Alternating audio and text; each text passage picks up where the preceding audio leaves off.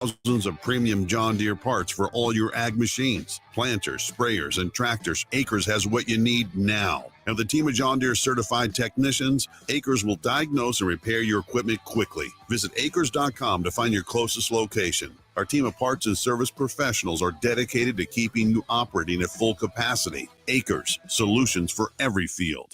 Whether you're looking for a new place to call home or trying to sell your current home, you want to make it as easy as possible. So why not use a realtor that works harder so you don't have to? The Carpe Diem team at Nebraska Realty is your go-to realty team for all your residential and commercial needs. They pride themselves on working hard and making your life as easy as possible while educating you every step of the way. Contact the Carpe Diem team to seize your moment, whether it be buying, selling, building, investing, or even commercial real estate. Give them a call today at 402-429-8121. Hi everyone, Kendall Warnock, A1 Automotive in downtown Lincoln. Spring is here, summer is fast approaching. With weddings, vacations, and weekend getaways on your mind, do not let car issues prevent you from getting where you need to be. Car problems shouldn't be something that you put up with. Let us get you back on the road in comfort and safety. We diagnose all makes and models from Porsches to Hondas, Toyotas, and Chevrolets. We fix a variety of issues with all of them with our talented techs and our experienced staff. A1 Automotive at 11th and L, downtown Lincoln, always honest answers.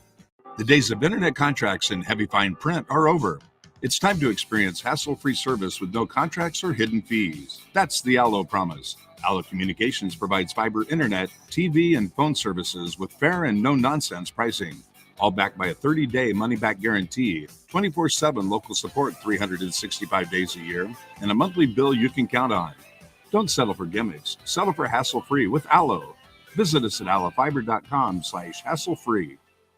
Are you looking for a fresh office space or a new place to call home? Independence Built is who to call for all your new residential or commercial builds and remodels. Independence Built is in the process of building a brand new single-family or townhome development in Lincoln, while also in the process of a new walkout townhome development in Bennett. Don't wait. New lots and homes are available now through Independence Built. Give Ken and Dreeling a call today at 402-430-4954. That's 402-430-4954. Hi, I'm Barb Bettine, President and CEO of the Lincoln YMCA. On behalf of the Y, I want to thank you for voting us Lincoln's choice for Best Youth Sports Programs, Best Youth Activity Programs, and Best Preschool. These categories represent so much of what we do at the Y, and we're honored to serve thousands of families in our community each and every day. Hey, with summer just around the corner, I invite you to stop in to one of our 4 branches and learn how the Y can be a part of your family. The Y Outdoor Pools open May 27th, and we can't wait to see you. Attention all Wings fans. 89-cent wings are back on Tuesdays at Buffalo Wings and Rings in Lincoln. Enjoy the best wings in town for boneless or traditional at a price that makes the whole family happy. And now at the Williamsburg Village Wings and Rings, you can enjoy $1.50 tall boys in Bud Light, Coors Light, Busch Light, and Michelob Ultra every day after 7 p.m. and all day on Sundays. Get to Wings and Rings today and make sure to stop by on Tuesdays for 89-cent wings. You've driven by GE Landscape Supply countless times, likely without even knowing, at 6701 Cornhusker Highway. Now it's time to stop in. GE Landscape Supply sells to homeowners and contractors with a vast selection of landscaping and construction materials. They sell in bulk to save you money, and you can buy anything from a 5-gallon bucket to a semi-load. And don't forget, they deliver anywhere. Stop by 6701 Cornhusker Highway from 7 a.m. to 6 p.m. Monday to Friday and 7 a.m. to 4 p.m. on Saturdays. Go to GELandscapesupply.com for more info or call 402-467-1627.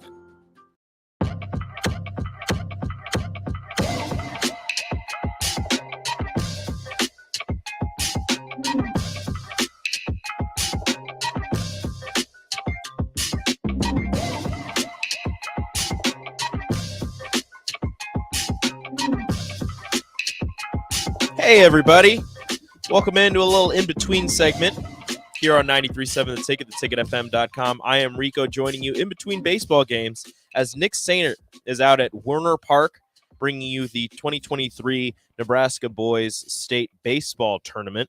If you were listening earlier, you heard Millard West, the 1 seed, take down the 8 seed Grand Island 10-0 in 5 innings. 2-3 massive home runs, including a grand slam. 8 aiding the Wildcats to getting that first-round victory over the Islanders. Again, 10-0 Millard West wins, and they will go on to face the winner of our next game that I believe I saw that first pitch should be sometime around 11:05, somewhere around those lines. So we'll send it back out to Werner Park and Nick Sainert around that time to bring you some more baseball action between Gretna and Creighton Prep, the 4-seed Dragons and the 5-seed Junior Jays, taking each other on. Winner faces 1-seed Millard West. The other games going on now, we have times, but it's not going to be exact because they're going to start the games around 30 minutes after each one of these games concludes. The lone Lincoln school in the bracket is the 2-seed. The Lincoln East Spartans will take on my Bellevue West Thunderbirds. It says at 4. They moved everything up an hour, so it was supposed to be at 3.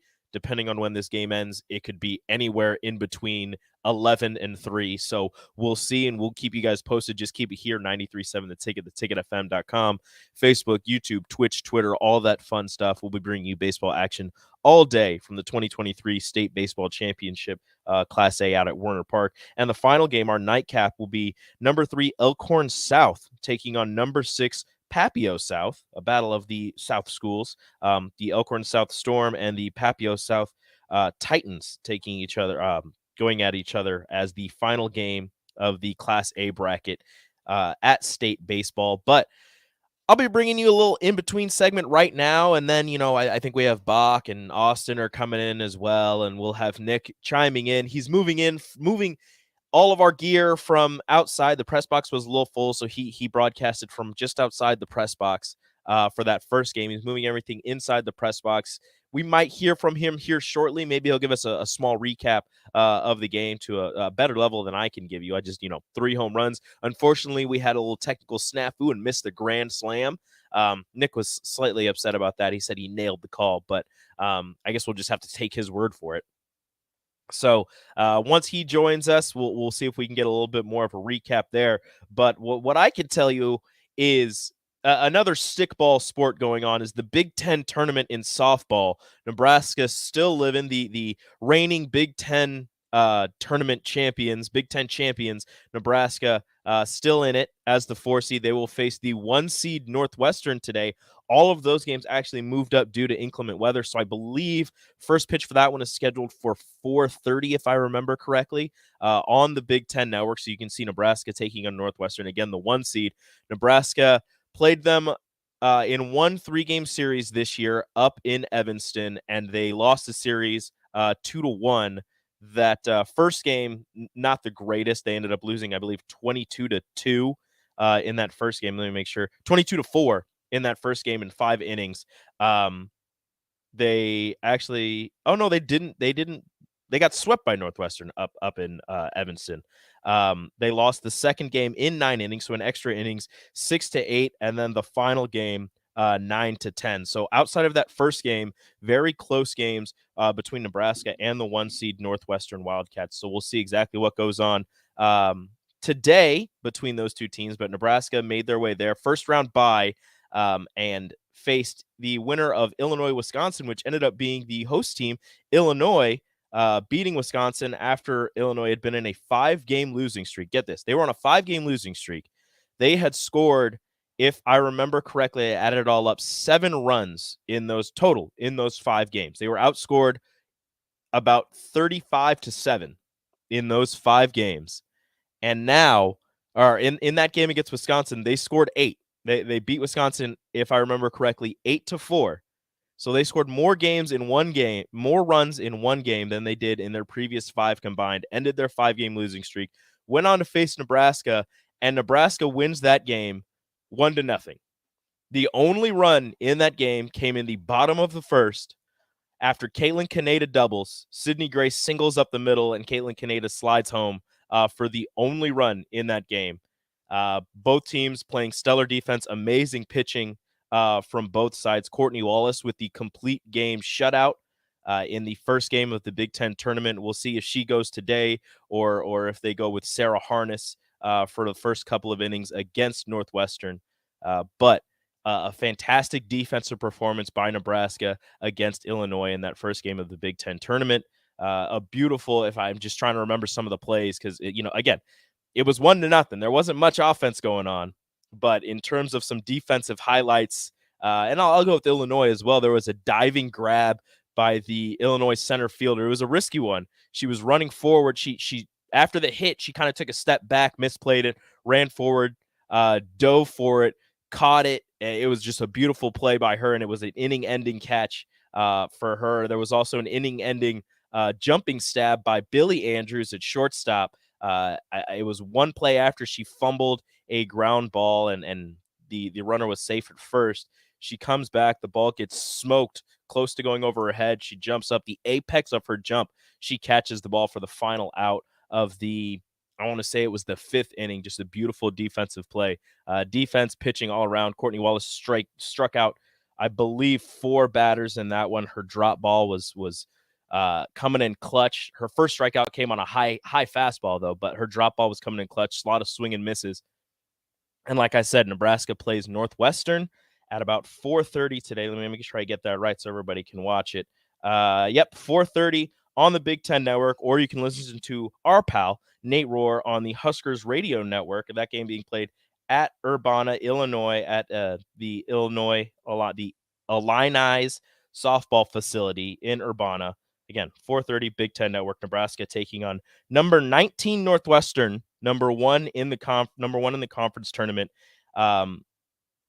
I think that a lot of the people who are watching softball, a lot of people who are covering softball, including myself, believe that with the win over Illinois last night, that Nebraska kind of solidified themselves in the NCAA tournament.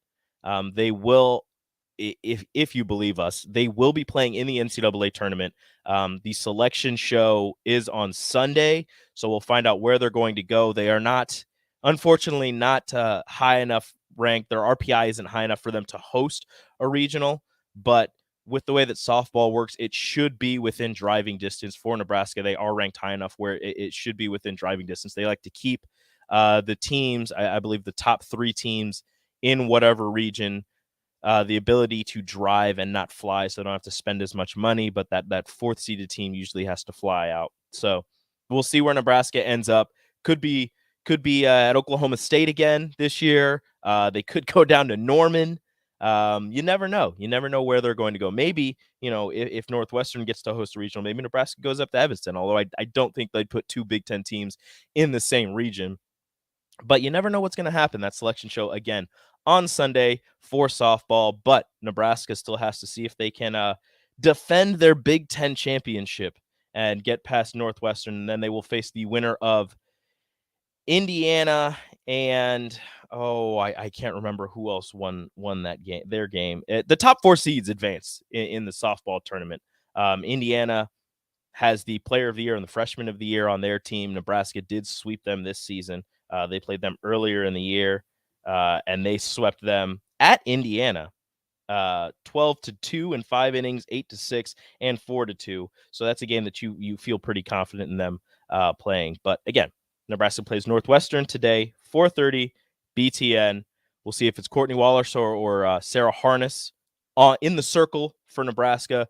But if you're scared of them wasting their runs on an Illinois team, they didn't do that. Again, they won 1-0 last night against Illinois. Faced Northwestern today. I know I feel like I'm rambling right now, and I apologize for that. But filling some time right now while Nick's getting set up at Werner Park for some state baseball action. Gretna and Creighton Prep coming up on your radio dials, on your streams. I am going to send it to a break right now. And when I come back, maybe I'll hit on a little bit of NBA. Maybe we'll see if Nick wants to join, see what he wants to talk about. But that's going to do it for this first little in-between segment for me here back in the studio. So we're going to go to a break. We'll be right back on 93.7 The Ticket. Open in Bennett. Make the short drive down Highway 2 for tons of items for your home, for both indoors and outdoors. Check out their variety of potted trees, shrubs, vines, perennials, and colorful annuals. Plus, porch pots and landscape lighting to enhance the outside of your home. Don't forget their home goods for indoors, plus convenient drinks and snacks, most which are produced locally. Visit Tailored Life today in Bennett and stay tuned to their Facebook page at Tailored Life 360 for food truck events coming up. You've driven by GE Landscape Supply countless times, likely without even knowing, at 6701 Cornhusker Highway. Now it's time to stop in. GE Landscape Supply sells to homeowners and contractors with a vast selection of landscaping and construction materials. They sell in bulk to save you money, and you can buy anything from a 5-gallon bucket to a semi-load. And don't forget, they deliver anywhere. Stop by 6701 Cornhusker Highway from 7 a.m. to 6 p.m. Monday to Friday and 7 a.m. to 4 p.m. on Saturdays. Go to GELandscapesupply.com for more info or call 402-467-1627. Rashawn Jackson here for Bauer Underground, who has been serving local contractors and utility contractors all across the state since 1997. When you see the black and white trucks, you know the baddest dudes in the business have arrived. Bauer is currently looking for equipment operators, laborers, diesel mechanics, and aerial linemen. Join the brotherhood built on hard work, authentic people, and pedigree of success. Bauer, a family-friendly company who reminds you, go Big Red! Whether you're looking for a new place to call home or trying to sell your current home, you want to make it as easy as possible. So why not use a realtor that works harder so you don't have to? The Carpe Diem team at Nebraska Realty is your go-to realty team for all your residential and commercial needs. They pride themselves on working hard and making your life as easy as possible while educating you every step of the way. Contact the Carpe Diem team to seize your moment, whether it be buying, selling, building, investing, or even commercial real estate. Give them a call today at 402-429-8121. Hi everyone, Kendall Warnock, A1 Automotive in downtown Lincoln. Spring is here. Summer is fast approaching. With weddings, vacations, and weekend getaways on your mind, do not let car issues prevent you from getting where you need to be. Car problems shouldn't be something that you put up with. Let us get you back on the road in comfort and safety. We diagnose all makes and models from Porsches to Hondas, Toyotas, and Chevrolets. We fix a variety of issues with all of them with our talented techs and our experienced staff. A1 Automotive at 11th and L, downtown Lincoln, always honest answers.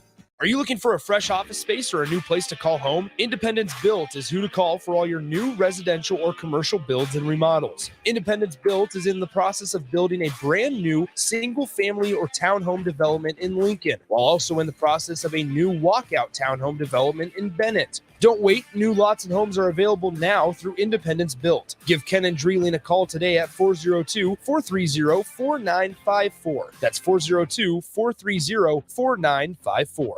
Hi, it's Charlie Stone again, and with me on the line, Andy Goodyear, General Manager of Honda of Lincoln. Andy, I know how proud you and everyone at the dealership are to earn the prestigious Honda President's Award year after year, 17 times. Tell our listeners what it means to you and your customers. Thanks, Charlie. Yeah, all of us are extremely proud to have earned this award, and I want all of our customers to know it's not just earned by one person's efforts. It's the entire dealership.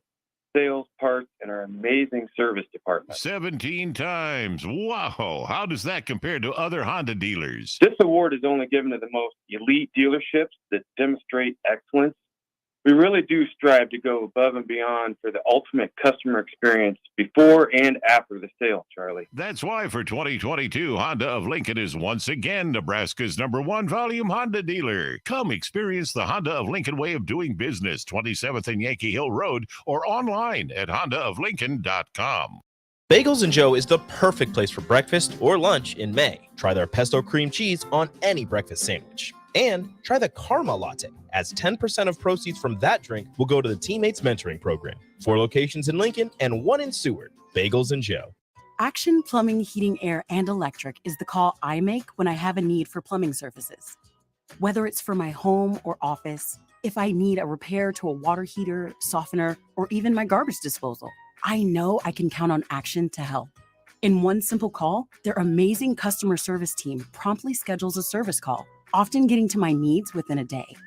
Action delivers honest quality services we can count on. To learn more, visit actionlincoln.com.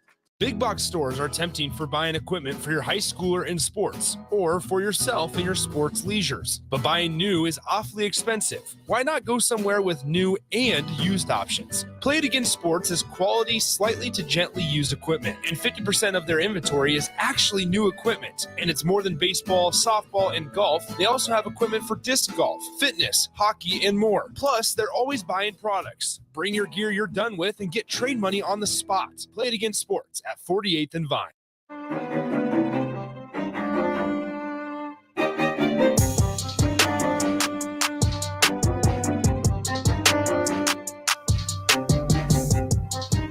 Welcome back. A little in-between segment here on 93.7 The Ticket, theticketfm.com. I'm joined by a friend. Hi. I have a friend. Austin Orman is here. He is joining me for some in-between action, and he'll be taking over sliding the sliders and hitting the buttons for Nick as soon as we get back into it so I can get some other work done. But, hey, Austin. Hi. How are you, sir? I'm great. I didn't mean to intrude on your solo act, but I always know it's nice to have someone else in there, so I saw the game was getting close to done. I'm like, hey, I may as well head in. No, man, you're good. You're good. I was talking softball and how they won 1-0. There was really Courtney Wallace season. Not much action. Yeah, a nice little complete game shutout by Courtney Wallace. The freshman Caitlin Canady comes up big with a 1-out double and then gets driven in by the junior Sydney Gray. So, one run is all you need, I guess. We'll see. You just need one more run than the other team. Yeah, I feel like you're going to need a decent you're going to need more than one run against Northwestern today. Yeah, that is a good team. That is a fantastic program. Yeah, it's a top 25 program, number 19, number 1 in the conference, obviously. They were in the Women's College World Series last year. Did they make it to Oklahoma City, or were they in a super regional? And I think they made it. Yes, they did make it last year. They did make it last year. So that's a team that has a lot of postseason experience and is ready and raring to make it back and make some more noise. They showed a graphic yesterday during the game of the longest tenured softball coaches in the Big Ten. Rhonda's been in Nebraska 31 years. Okay. The next longest tenured coach, Northwestern, 22 years. And then after that, I think it was like 12, which is nothing to sneeze at. Like it's nothing. It's a really that's a great job. You're there for a long time, but 12, 22, 30, 31. It's like, oh yeah, that's a decent amount of time. There's somebody on Twitch just sending emojis right now. Pedigree 81555 just sending. I think it's a crown and a yellow card and a fish. Okay, is that Matt Rule's latest tweet, or is that Pedigree's thoughts? I think it's Pedigree's thoughts. Okay, so Queens, crown, like Queen Rhonda. Okay. What's the yellow card? I don't know what the yellow card is. I don't know what the fish is. Yeah, I don't know. You got to do if you're gonna talk in Rulian, you got to do better than that. There's got to be a purpose. You can't just randomly type emojis. No, come on. What are we doing? Thunderknock Collins says I don't have friends. That's a lie. I have all the friends. It's true. Speaking of not having friends, however, the Phoenix Suns, they don't have any friends anymore.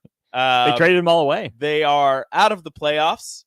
Nikola Jokic with another triple-double to knock the Suns out of the playoffs, and the Denver Nuggets are headed to the Western Conference Finals to face the winner of the Lakers and Golden State, who are just battling it out with each other, or probably just beating each other up on who gets to lose to Denver in 5 games. But that's not really Denver making it to the Western Conference Finals isn't the story. The story is the Phoenix Suns collapsed, down by 30 points at halftime for the second year in a row in a closeout game, and they get down by 30. And now there are rumblings that Chris Paul and DeAndre Ayton are being shopped. Who takes them? I mean, he signed the offer sheet with, who was it, Indiana last summer for Ayton. Yep. Phoenix decided to match. Who wants Chris Paul at this point?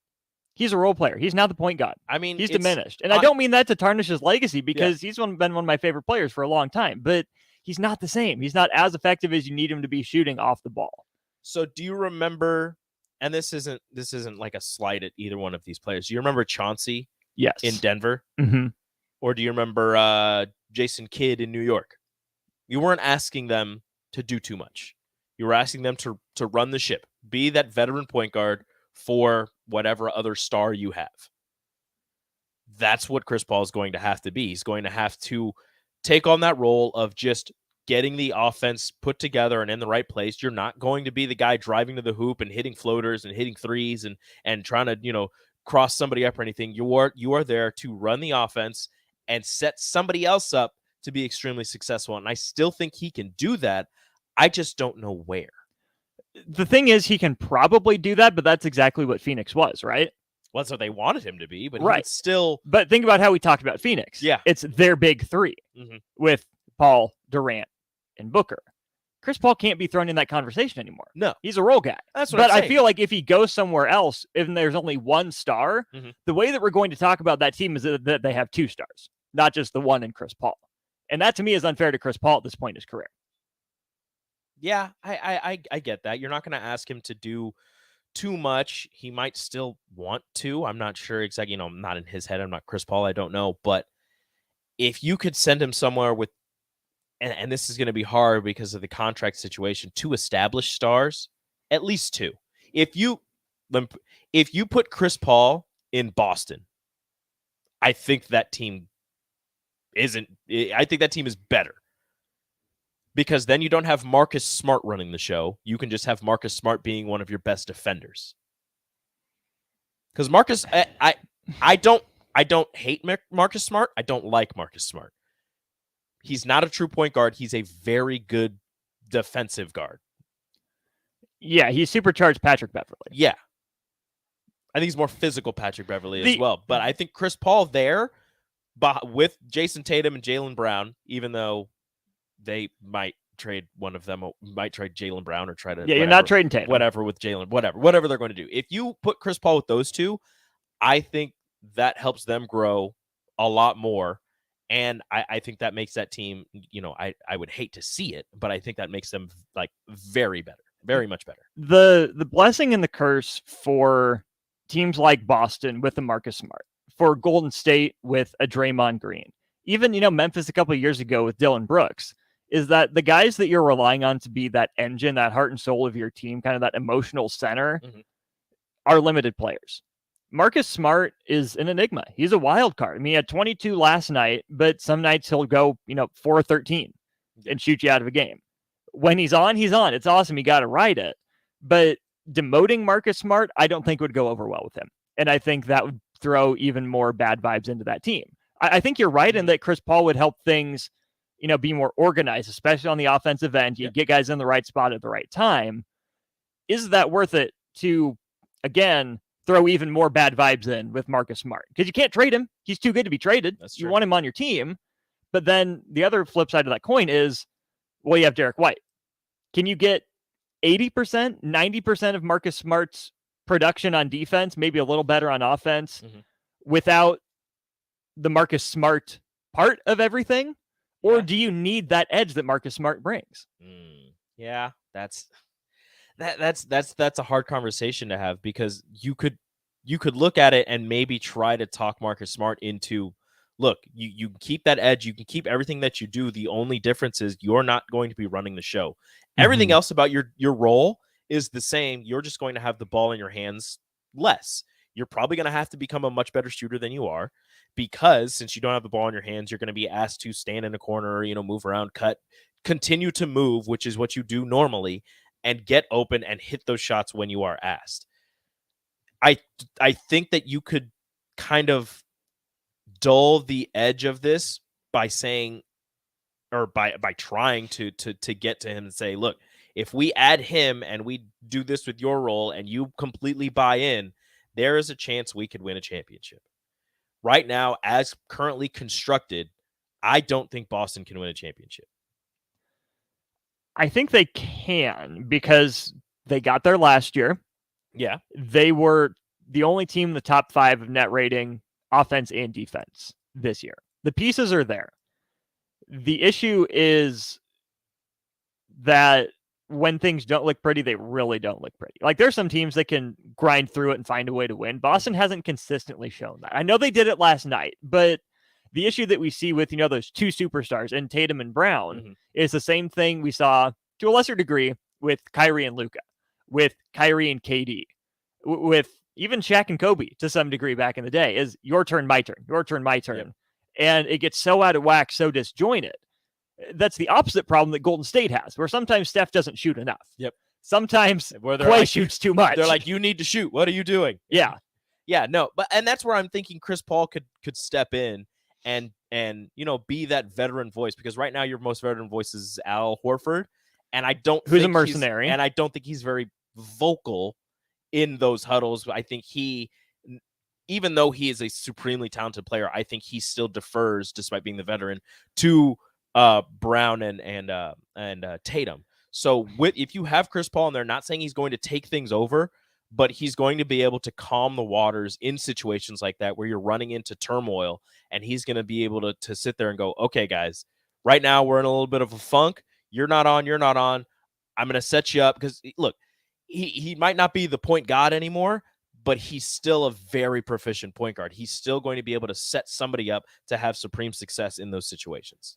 I think Horford is the veteran voice on that team. I don't know if that's what's best for Boston because, again, he's bounced around. He was in Boston, then came back to Boston.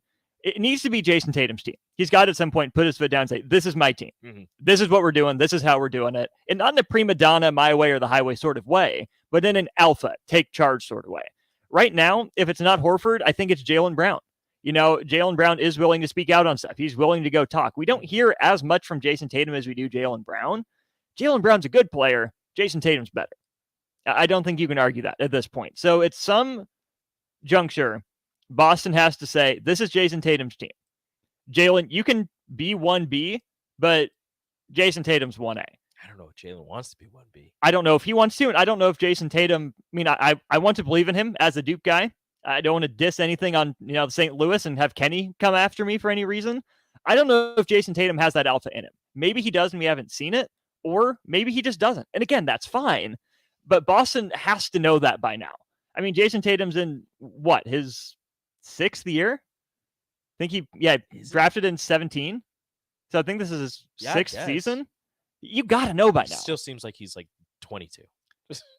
He is the thing. Well, he's 25, but yeah. he's the 22-year-oldiest 25-year-old in basketball. Exactly. It's weird, and I agree with you. It is his team. He needs to take over. He needs to, and the Celtics need to make that clear. But as you said, you hear a lot more from Jaylen Brown. Maybe Tatum's not as vocal of a leader. Maybe he's one of those guys that just lets his play do the talking. But at a certain point, you're gonna have to start talking, and you're gonna have to start letting people know, like, this is. Again, like you said, not my way or the highway, but this is how things are going to go. And I'm the dude here, and we go as I go. That's kind of how things are going to have to go with him. And I don't know if Jaylen Brown is going to be willing to do that. Being as he's been in Boston longer. He was also a very high draft pick by the Celtics. And he's supremely talented. Everybody knows that. So when Tatum is finally handed the keys to the organization, I want to see how Brown takes it. I want to see if he tries to get out or works himself in a way to be that 1B person. The perfect fit alongside Jason Tatum in my head is Paul George. Low maintenance superstar, prefers playing off the ball, good enough passer, good enough ball mover, solid defensively, but can take over. Only one problem. I don't know how many fishing spots there are in Boston. Correct. That's the only problem with George. Yeah. That's all he wants. He just wants to fish, which is like a low maintenance superstar. Like, it's the weirdest thing. Like, he can get on a crab boat. I don't think he wants to do that. Go shrimping? I think he just wants to fish on a lake. I think he just wants to sit in a boat and just relax, which is kind of cool.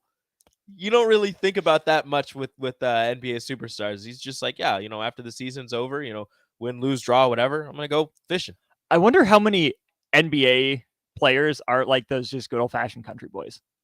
I feel like you have a lot of those in football. You have a lot of those in baseball. But Jokic is more a horse guy. Horsey carriage. Yeah. I would call more horses. Good old country folk. Yeah. Out in, where's he from? He's from Serbia. I almost said Serbia, but I didn't want to be wrong. Serbia. All right. Well, I'm going to play our legal ID really fast. We're a little late on it, but I'm going to play that. And then I think we're going to go to a break. And when we come back, we should be back out at Werner Park with our very own Nick Sainert. So you are listening to 93.7 The Ticket, theticketfm.com. Gretna and Creighton Prep live from Werner Park. High school state baseball coming to you right here on The Ticket. This is Lincoln's home for sports talk on the FM dial. Also online at theticketfm.com. On the internet. KNTK FM Firth, 93.7 The Ticket.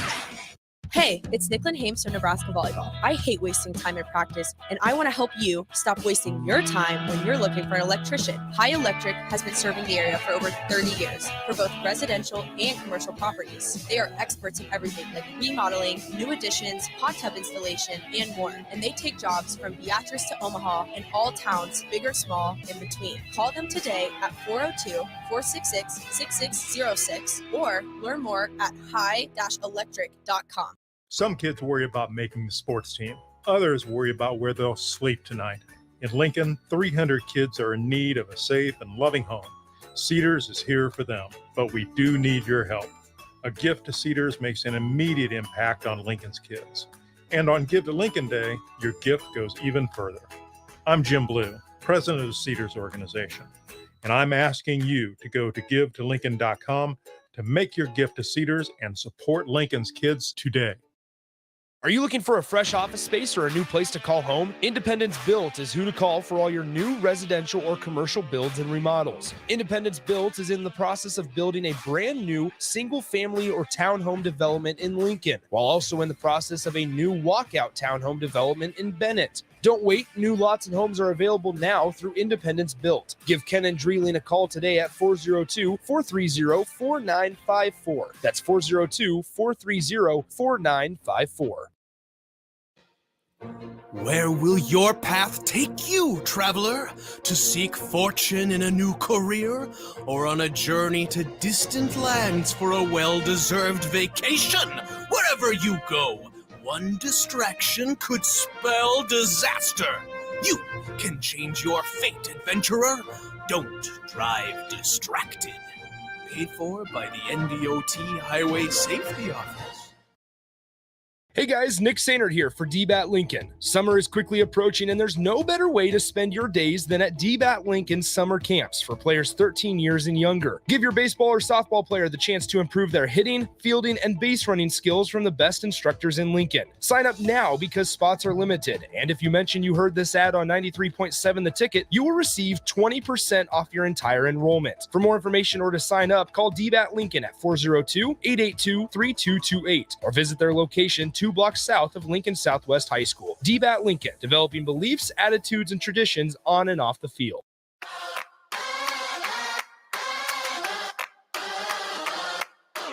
It's time for the Class A State Baseball Tournament on 93.7 The Ticket and theticketfm.com. State baseball broadcasts are presented by the Carpe Diem team of Nebraska Realty, Independence Built, A1 Automotive, DBAT Lincoln, NDOT Highway Safety Office, and High Electric. Now, calling all the action, here's Nick Sainert.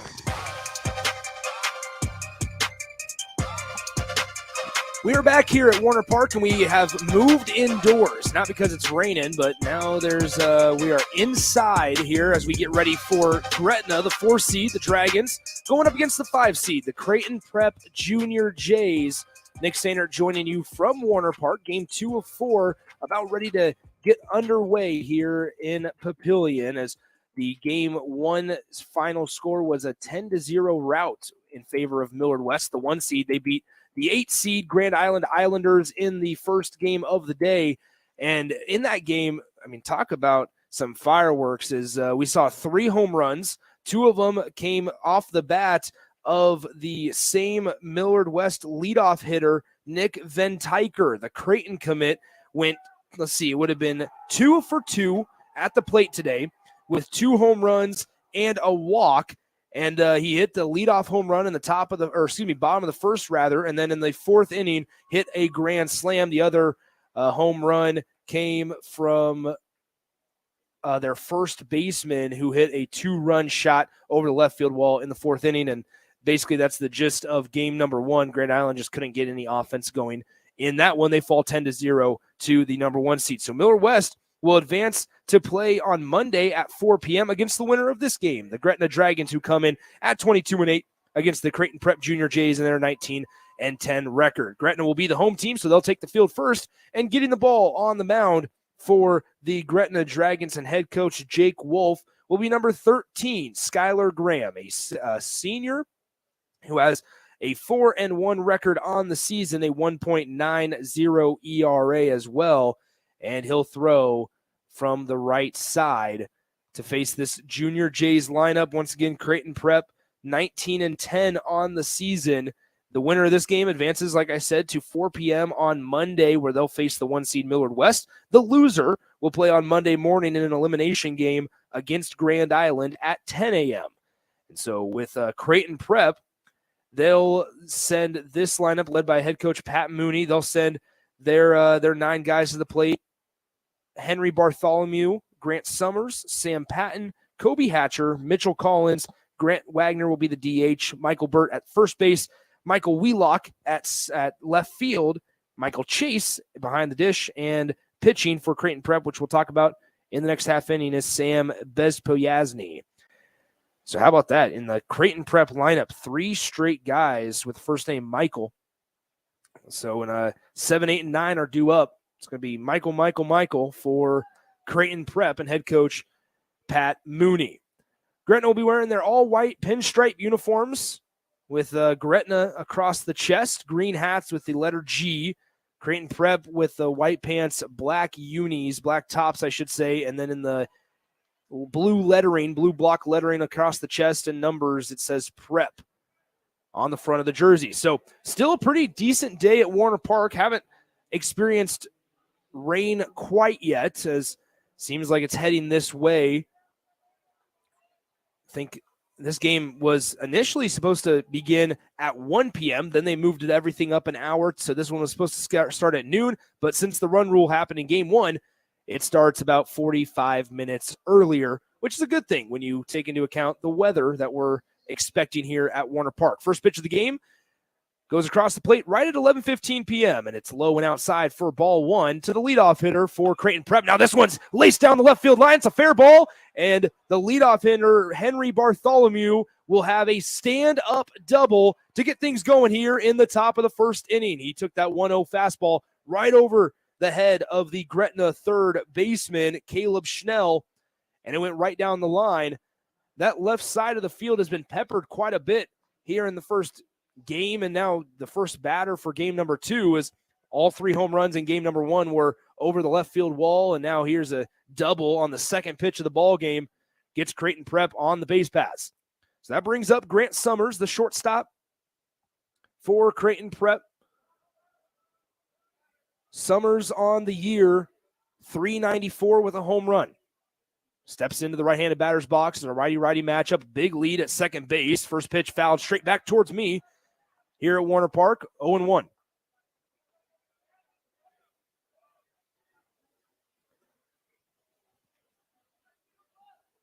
So once again, the senior getting the start on the mound for the Gretna Dragons. 1.9 ERA and 4-1 here in the 2023 campaign. 0-1 pitch as Skylar Graham comes set. Once again, a pretty big lead at second base. Shortstop directly behind the base runner. Fly ball going to be skied out to right field. Pretty routine for the right fielder. Bartholomew, it looks to tag, but a nice throw in from the right fielder for Gretna. Number 5, Connor Cole, hits the cutoff man and forces Bartholomew to retreat back to second base. 1 out on the F9.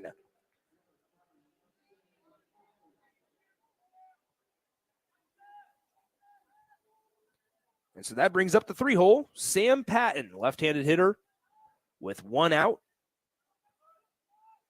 here in the top of the first inning. Once again, if you're just now joining us, it was a 10-0 game that saw Millard West advance in the first game of the day. 0-0 pitch is just low for a ball, 1-0. Sam Patton, the 3-hole. The senior hitting .354, 1 home run, 18 RBIs on the year. Skylar Graham comes set on the bump. Bartholomew inching, and he'll be forced to retreat back to second base as Graham steps off the rubber. So we'll reset. Pat Mooney at third base calls out a series of 3-digit numbers and forces all Prep players to look at their wrists so they're all on the same page. Large primary lead for Bartholomew at second. Whoa, a 1-0 pitch is going to be swung at and missed on the outside corner. Nice little change up there, pitching backwards for Skylar Graham. Forces the whiff from Sam Patton. 1 out here in the top of the first, just underway. Creighton Prep the 5 seed, Gretna the 4 seed here at Warner Park. Cloudy day. The wind has died down a little bit. The 1-1 pitch from Skylar Graham. As he looks back, now he'll throw back. And then back in time is Henry Bartholomew at second. So nice job by Bartholomew at second, being kind of a gnat in the ear of Skylar Graham, taking his attention, dividing it from between the batter and the runner, as this one is going to be chopped to first base, corralled, and the first baseman for Gretna will take it himself to the bag, as Griffin Goldman did a nice job bodying that baseball up.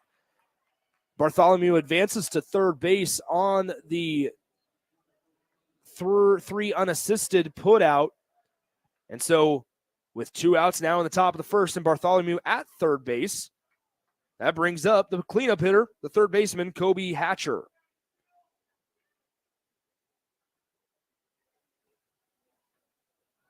First pitch, just a little outside, ball 1, 1-0.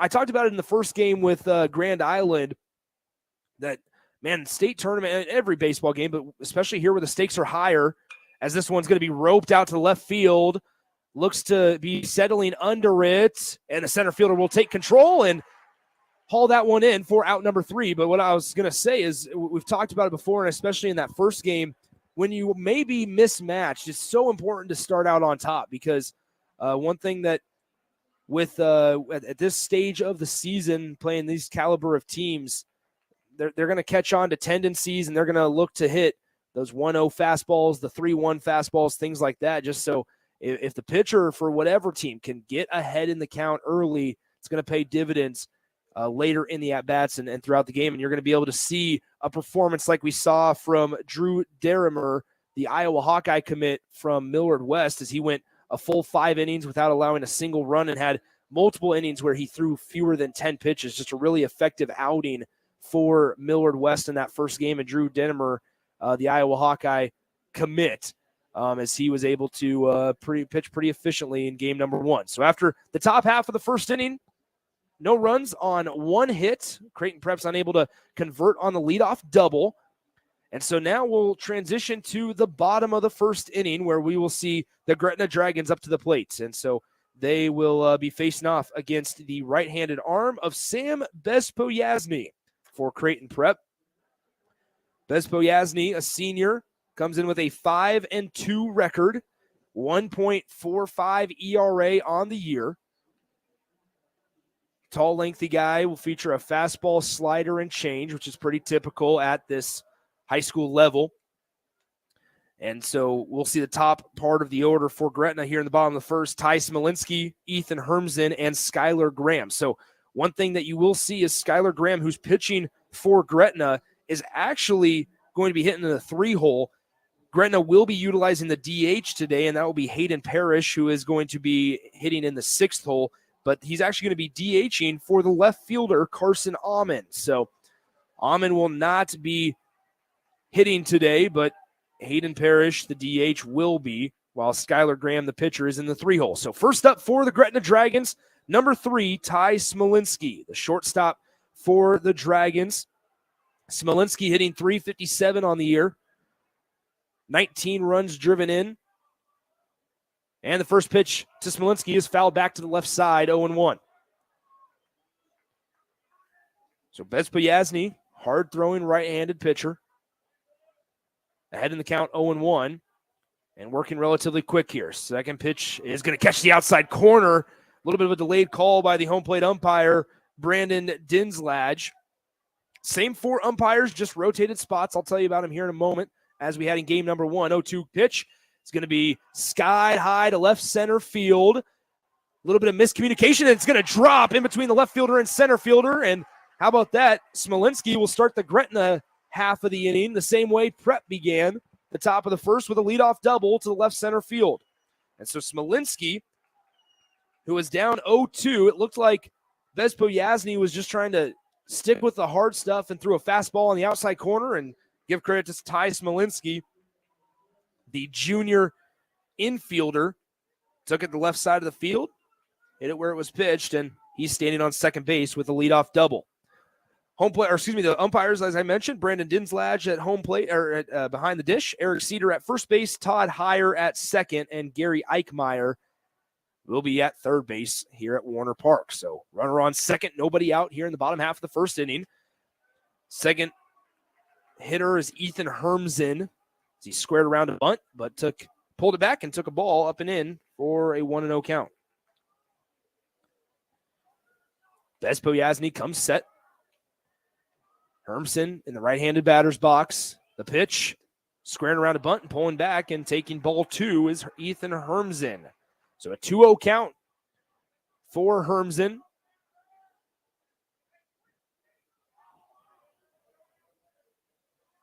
Comes set. The pitch. Hermsen hits this one to second baseman. Fielded cleanly, thrown to first for the first out of the inning. It's a 4-3 on the putout. And that's out number 1 on the play. Smolinski advances to third base. And so with 1 out and a runner on third, it's pretty much the same exact situation as Creighton Prep had offensively in the top half of the inning. It's going to be a runner on third with 1 out and Skylar Graham up to the plate. The pitch, Graham takes ball 1 low and outside. 1-0.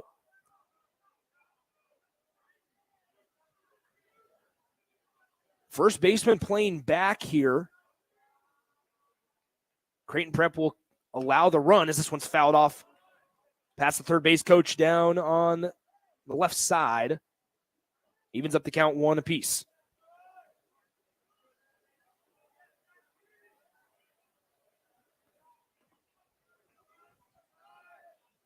So Gretna in the bottom half of the first. Smolinski had a leadoff double. He's now at third base with 1 out after a ground out.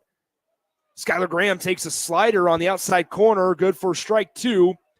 And Vespo Yasny has a 1-2 advantage on the hitter Skylar Graham. With 1 out, strikeout would be huge here for the Junior Jays. Vespo Yasny comes set, delivers, and he gets Graham to swing and miss on a slider in the dirt. And the catcher for Creighton Prep finishes the play, Michael Chase, as he dug that one out of the dirt here at Warner and tagged Skylar Graham for the second out of the inning. So now it is the same situation as it was for Creighton Prep in the top half, where it's 2 outs, runner on third, and just trying to get that runner home with only 1 out to work with here in the bottom of the first. 1-0 pitch as Vespo Yasny comes set. First pitch missed on the outside corner. Here he's the second one. It's going to be a grounder, routine to the shortstop. Fielded cleanly, thrown across the diamond, and there's the third out.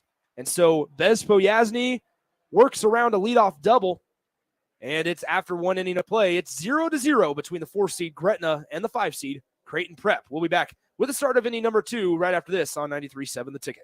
Hi everyone, Kendall Warnock, A1 Automotive in downtown Lincoln. Spring is here, summer is fast approaching. With weddings, vacations, and weekend getaways on your mind, do not let car issues prevent you from getting where you need to be. Car problems shouldn't be something that you put up with. Let us get you back on the road in comfort and safety. We diagnose all makes and models from Porsches to Hondas, Toyotas, and Chevrolets. We fix a variety of issues with all of them with our talented techs and our experienced staff. A1 Automotive at 11th and L, downtown Lincoln, always honest answers.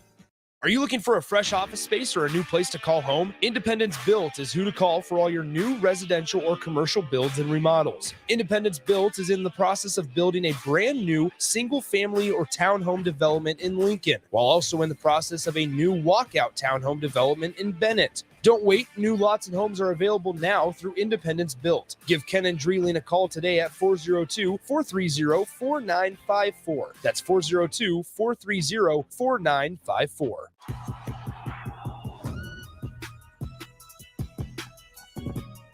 We're back here at Warner Park getting ready for inning number 2. It will be hitters 5, 6, and 7 for the Junior Jays. Mitchell Collins, Grant Wagner, and Michael Burt due up for the Jays, still facing Skylar Graham on the bump. So Mitchell Collins will step in on the left-handed batter's box and take a fastball down the heart of the plate for strike one from Skylar Graham. Mitchell Collins playing second base today for Creighton Prep. A senior hitting .354, 18 RBIs on the season, takes ball one way outside, and the count is evened up at 1 apiece.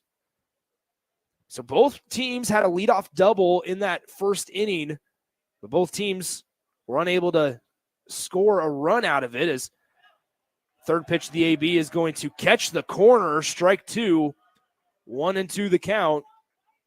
And so far early on here, Brandon Dinslage behind the dish, giving a pretty friendly corner for both sides. 1-2 pitch.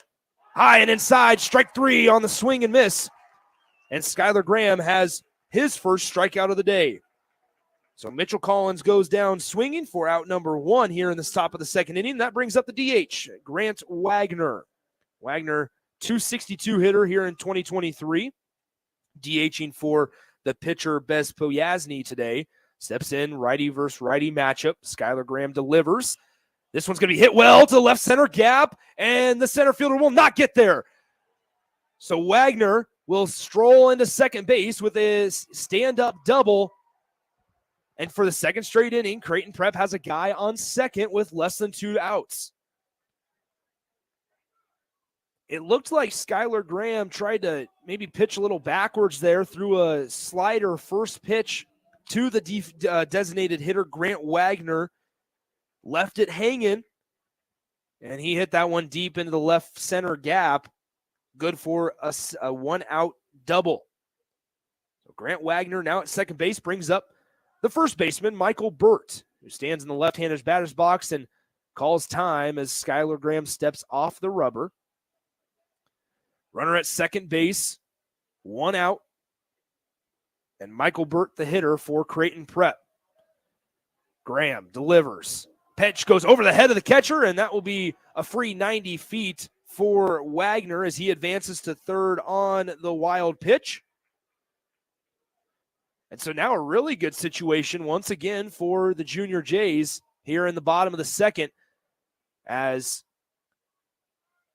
they have a runner on third 90 feet away with less than 2 outs. And I think what happened there, and we saw a little bit of miscommunication in game one between Millard West and Grand Island, when there's a guy on second base, they usually do a combination of signals.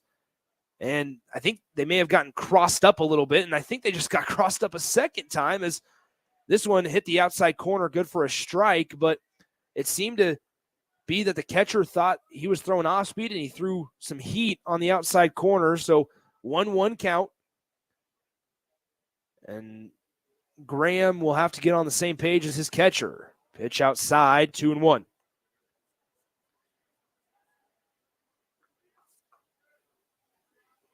So Wagner at third base after a double in the left center gap and advancing on the wild pitch to third. It's a 2-1 count. Graham delivers.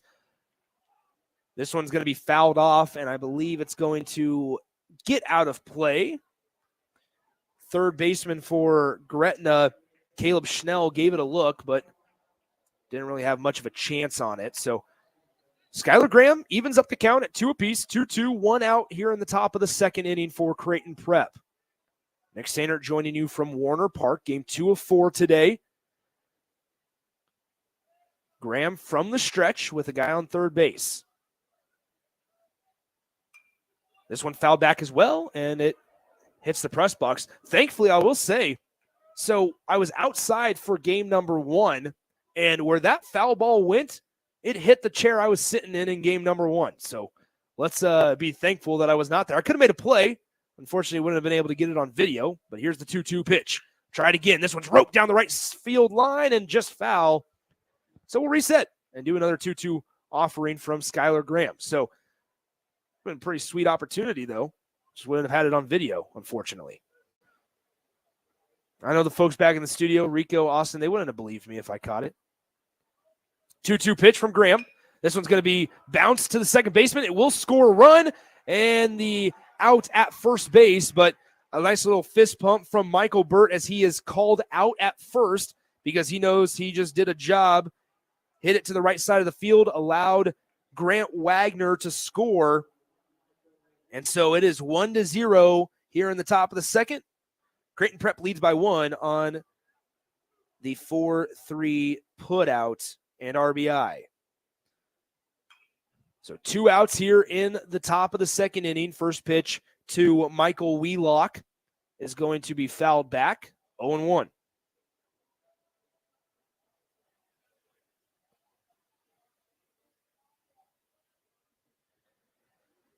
So Wheelock playing left field here in today's game. He swings and misses at a slider low and outside from Skylar Graham, 0-2. 1-0 Prep out in front of the 4-seed Gretna. The 0-2 offering, high and outside, ball 1. Seems like Skylar Graham, he had one pitch that he kind of lost control of, and that was the one that Grant Wagner hit to left center field for the double. But other than that, as he gets a swing and a miss for strike 3 to Michael Wheelock, other than that, as I was saying, he's had pretty good control here early on. But after this top of the second, Creighton Prep scores 1 run on 1 hit, nobody left on base, and they lead it 1-0 as we enter the bottom of the second inning. 2 up for Gretna here in this half. It'll be the 5, 6, and 7 hitters, Caleb Schnell, Hayden Parrish, and Easton Leahy due up for the Dragons. We'll be back in 30 seconds right here on 93.7 The Ticket. Hey, it's Nicklin Hames from Nebraska Volleyball. I hate wasting time in practice, and I want to help you stop wasting your time when you're looking for an electrician. High Electric has been serving the area for over 30 years for both residential and commercial properties. They are experts in everything like remodeling, new additions, hot tub installation, and more. And they take jobs from Beatrice to Omaha and all towns, big or small, in between. Call them today at 402-466-6606 or learn more at high-electric.com.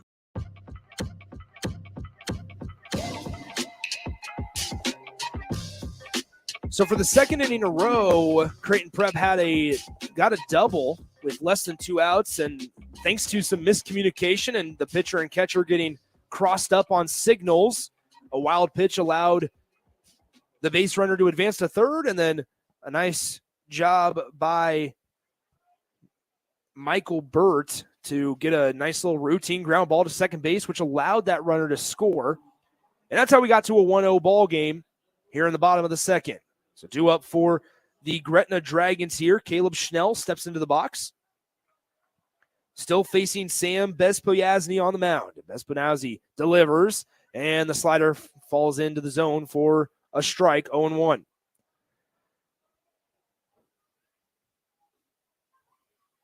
(0-1) offering from Bezpoyazny, and he gets a swing and a miss from Schnell, 0-2 quickly before you can even blink. Schnell on the year, 318. 13 RBIs here in 2023. 0-2 pitch. Slider trying to get Schnell to chase. He lays off, and it's going to be a 1-2 count. Plenty of time left in this one. I would guess that this one we're not going to see end up in a 10-0 route as Bezpoyazny gets the swing and a miss on a fastball inside, and Schnell goes down swinging for the first out of the second inning. So Hayden Parrish, the DH, comes in now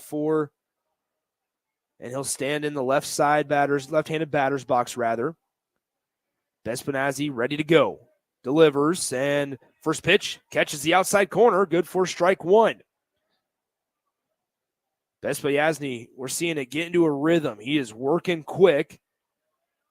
As the 0-1 pitch is going to be hit to the left side, and it will go foul quickly, 0-2. And this is what we're talking about. If you're Gretna, well, first of all, if you're Prep, you want Bezpoyazny to continue getting into this rhythm. Work quick, work efficiently. But if you're Gretna, you got to figure out some way to disrupt the rhythm that Bezpoyazny's in as he gets a swing and a miss for the second out of the inning as well, and Parrish goes down swinging. So 2 up And 2 down for Bespo Yasny here in the bottom of the second. And that will bring up Easton Leahy, the catcher. Leahy, a sophomore, hitting .304. First pitch in the dirt, ball 1.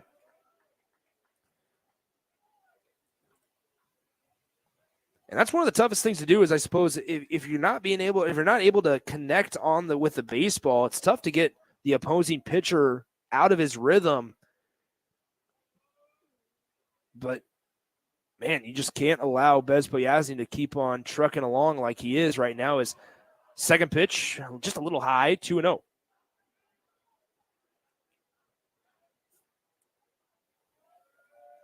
Easton Leahy, 2-0 pitch, hits this one right at the center fielder on a line, and he hauls it in for out number 3. After 2 innings of play here in the Class A quarterfinal match between Gretna and Creighton Prep. No runs on no hits, nobody left on base for the Dragons in the bottom half of the second. We head to inning number 3, where Creighton Prep will send Michael Chase, Henry Bartholomew, and Grant Summers, 9, 1, and 2 to the plate. Here in just 30 seconds, we'll be right back on 93.7 The Ticket. Some kids worry about making the sports team. Others worry about where they'll sleep tonight. In Lincoln, 300 kids are in need of a safe and loving home. Cedars is here for them, but we do need your help. A gift to Cedars makes an immediate impact on Lincoln's kids. And on Give to Lincoln Day, your gift goes even further. I'm Jim Blue, president of the Cedars organization, and I'm asking you to go to givetolincoln.com to make your gift to Cedars and support Lincoln's kids today.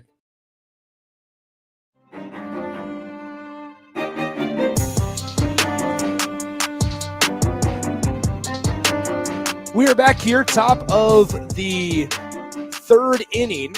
It'll be 9, 1, and 2 to face Skylar Graham on the mound for Gretna. And so on that last, to close out the second inning there for Gretna, Easton Leahy, who was the hitter that lined out to the center fielder, it was a 2-0 fastball. I mean, a really good approach. You're looking 2-0 fastball while ahead in the count. Got a good piece on it, just unfortunately for the Dragons, went right to the center fielder, Sam Patton. So now here in the top of the third, Skylar Graham goes back out to the mound. Pretty quick ball game so far, as this first pitch is roped down the third base line. Left fielder tracking it down, but it will be another leadoff double for Creighton Prep by the 9-hole, Michael Chase, as that one actually went off the glove of the third baseman, Caleb Schnell. And so once again, with less than 2 outs, Creighton Prep has a runner in scoring position here in the top of the third inning. There will be a courtesy runner.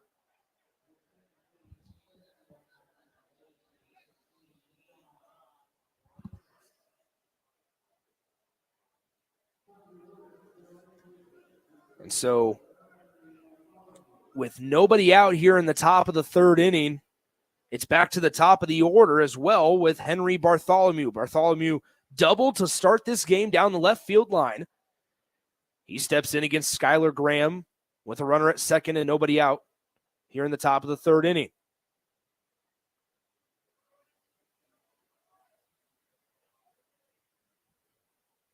Graham slowing it down, comes set, looks back towards second base, still looks again, and now delivers home, and a bunt attempt is whiffed.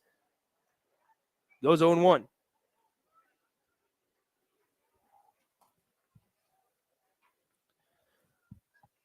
Oh, and 1 the count here. Skylar Graham's trying to, for the third inning in a row, work around a guy being in scoring position with less than 2 outs.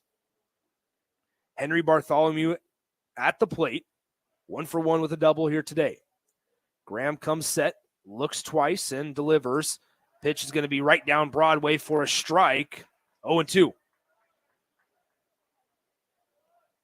I'm guessing Bartholomew and Coach Pat Mooney, they were expecting Graham to throw something other than fastball there. Didn't even show bunt, didn't even take the bat off his shoulder. Now the 0-2 offering from Skylar Graham. Here we go. Slider low and away just outside. Ball 1. Bartholomew almost went around there, decided to hold up, rightfully so, and he'll live to see another pitch. 1-2 the count. Skylar Graham comes set on the mound here at Warner Park. Looks back towards second, looks back again, looks back a third time, and now comes set, delivers. Did he go? No, he did not. Held up his swing on the slider, low and away. Ball 2. And that's exactly what I was talking about in game 1 and throughout game 2 now as well, is when you see a pitcher have success, especially on this stage at this level, a lot of times it's keeping runners on the base paths not knowing what they're going to do, whether they look once, whether they look twice. In that case, Graham looked 3 times as he gets the strikeout looking on a fastball down the plate. And that's strike 3 as Bartholomew goes down looking for out number 1. But as I was saying, that does a really good job, and it makes it difficult on the offensive team there because they can't get an aggressive lead and a good time on when they should steal. There's no tell, there's no hint. And so nice job by Skylar Graham keeping the base runners off balance, as well as the hitter in that situation. So Graham with 1 out after getting the leadoff guy Bartholomew to go down looking. Runner at second, 1 out. Ball 1, high and in. Grant Summers, the hitter. Shortstop for the Junior Jays today. Summers, the .394 hitter on the season. He flew out to the right fielder back in that first inning. Gretna looked to see like they were going to play have a pickoff, I should say, to second base. The shortstop, Ty Smolinski, came charging into second base, and you heard the entire Creighton Prep dugout yell back, but no throw was drawn by Skylar Graham, so we'll reset 1-0 count. Graham delivers. Pitch dug out of the dirt. Runner goes. Great pick by the catcher, and he's thrown out at third. A poor read by Michael Chase at second base as he is caught stealing. The catcher for Gretna, Easton Leahy, picked that one out of the mud. It bounced right in front of him, and he did a nice job of blocking and recovering, made an accurate throw to third base, and Michael Chase was out by a mile for out number 2. So now nobody on the bases, 2 outs, and a 3-0 count after a fastball goes up and in to the 2-hole, Grant Summers. That'll draw a conversation from Leahy with Skylar Graham. Winner of this game faces Millard West on Monday at 4 p.m. The loser will face Grand Island on Monday at 10 a.m. And with this tournament being double elimination, you're guaranteed, obviously, 2 games at the start as we have a 3-0 strike down the middle, 3-1. Guaranteed, obviously, 2 games, but if you win it, you're guaranteed a third. So now Skylar Graham, 3-1 pitch. On the outside corner, strike 2, and Grant Summers is frustrated with himself that he didn't attack that one. Fastball on the outside corner, and we're all loaded, full at 3-2. 2 outs, top of the third. Pitch fouled back. We'll do it again.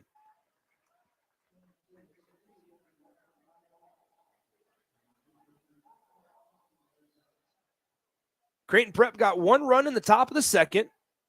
Gretna had a chance in the bottom of the first, unable to connect on it. Now we'll have ball 4. That one missed the inside corner,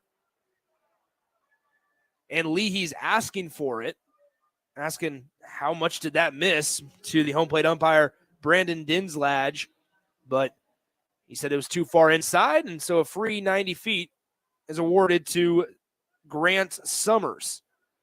So Summers will take first on the base on balls and bring up Sam Patton, the left-handed hitter wearing number 20 today, getting the start in center field. He grounded out to the first baseman and back in inning number 1. First pitch to Patton, up and away for ball 1.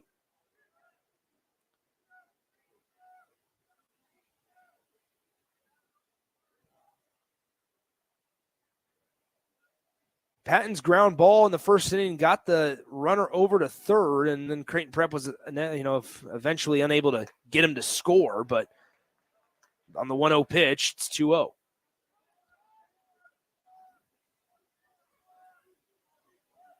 So Patton taking his time, stepping into the box. He'll have a 2-0 count. Skylar Graham on the bump. Grant Summers at first base gets about a 2-step lead.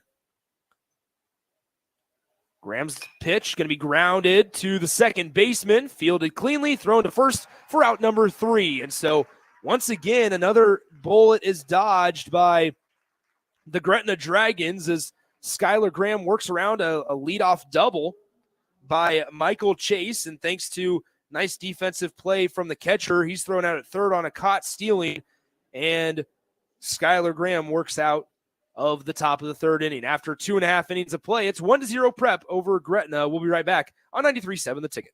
Hi, everyone. Kendall Warnock, A1 Automotive in downtown Lincoln. Spring is here. Summer is fast approaching. With weddings, vacations, and weekend getaways on your mind, do not let car issues prevent you from getting where you need to be. Car problems shouldn't be something that you put up with. Let us get you back on the road in comfort and safety. We diagnose all makes and models from Porsches to Hondas, Toyotas, and Chevrolets. We fix a variety of issues with all of them with our talented techs and our experienced staff. A1 Automotive at 11th and L, downtown Lincoln, always honest answers.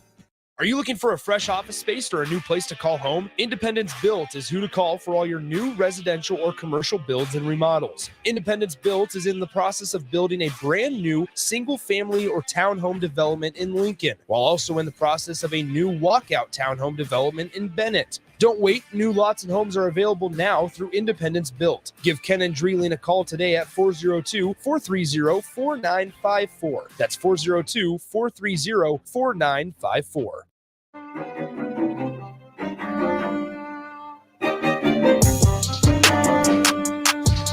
Nick Sander back with you from Warner Park, and we talk about a pitcher getting into a rhythm. Bez Poyasny for Creighton Prep, prior to the hitter even stepping up to the box, he was ready to go. As this one's going to be grounded hard off the pitcher, it hit off his leg, and it will be a single for number 15, Connor Cole, to begin the bottom half of the third inning. That one goes off the leg of Bez Poyasny. It wasn't hit too hard, but still, they'll go ahead and just make sure he's all good. He gives a thumbs up to his head coach, Pat Mooney. And we're ready to get underway once again with a runner on first base and nobody out in the bottom half of the third, rather.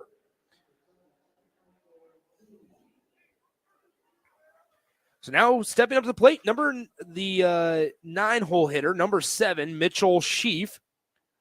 Left-handed hitter, gets a bunt, or tries to bunt, I should say, and then he fouls it back. 0-1. We've seen multiple times here today where the batters tried to lay down a successful bunt, unable to do so each time. That time, Sheaf just dipped his barrel of his bat and it went straight up and back. Bez Poyasny from the stretch delivers, squaring around. It's going to be a foul ball as it hit Sheaf in the box. So just like that, we'll have an 0-2 count.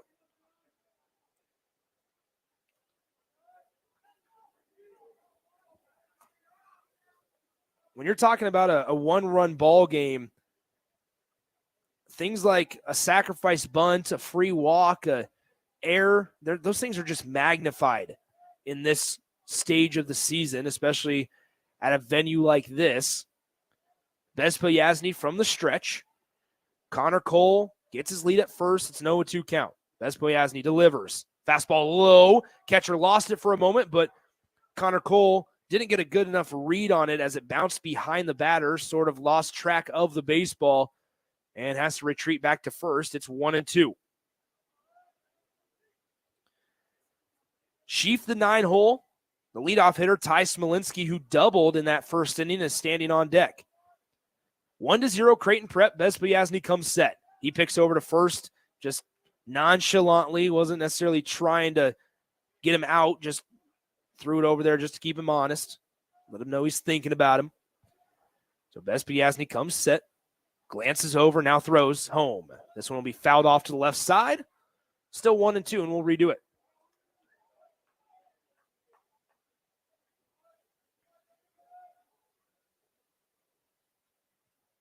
And so exactly what Gretna's doing right now is trying to disrupt the rhythm of Bez Poyasny on the mound, because as soon as the Dragons hitter steps in the box, he's ready to go. 1-2 pitch. On the outside corner, strike 3.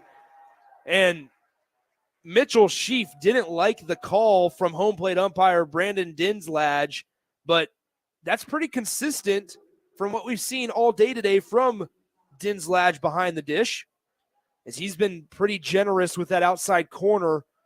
That one seemed to be, as from my vantage point, who's sitting directly behind home plate, that one seemed to be on the chalk of the opposite side batter's box, and he gave him the call for strike 3. First pitch to Ty Smolinski just outside, 1-0. Smolinski, as I said, doubled in that top of the first inning to get things started for bottom of the first rather, to get things started for Gretna. Got to third base, but the Dragons were unable to get him home. 1-0 pitch, skied high to left field. The left fielder coming in, settles under it, and gets it for the second out of the inning. So after a leadoff hit by Connor Cole, Mitchell Sheaf strikes out looking, and Ty Smolinski flies out to the left fielder for out number 2. And that brings up Ethan Hermsen. Hermsen, the second baseman, batting on the right side, hitting .313 this season. Bez Poyasny picks over, safe. Back at first base is Connor Cole. Hermsen grounded out to the second baseman in that first inning.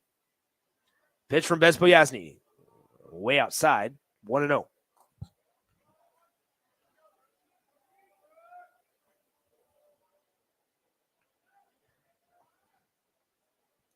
Seems like it got a little more lighter here at Warner Park. I don't know if the sun's trying to poke out from some of these clouds, but Bez Poyasny pitches. This one's skied high to on the left side of the infield. The shortstop will take control. It'll trickle into foul territory, but it's picked out of the air for out number 3. So on one hit, no runs are allowed by Bez Poyasny, and he's pitched 3 solid innings against the 4-seed Gretna Dragons here in this one. After 3 innings of play, it's Prep 1 and Gretna 0 right here on 93.7 The Ticket. Whether you're looking for a new place to call home or trying to sell your current home, you want to make it as easy as possible. So why not use a realtor that works harder so you don't have to? The Carpe Diem team at Nebraska Realty is your go-to realty team for all your residential and commercial needs. They pride themselves on working hard and making your life as easy as possible while educating you every step of the way. Contact the Carpe Diem team to seize your moment, whether it be buying, selling, building, investing, or even commercial real estate. Give them a call today at 402-429-8121. Where will your path take you, traveler? To seek fortune in a new career, or on a journey to distant lands for a well-deserved vacation? Wherever you go, one distraction could spell disaster. You can change your fate, adventurer. Don't drive distracted. Paid for by the NDOT Highway Safety Office.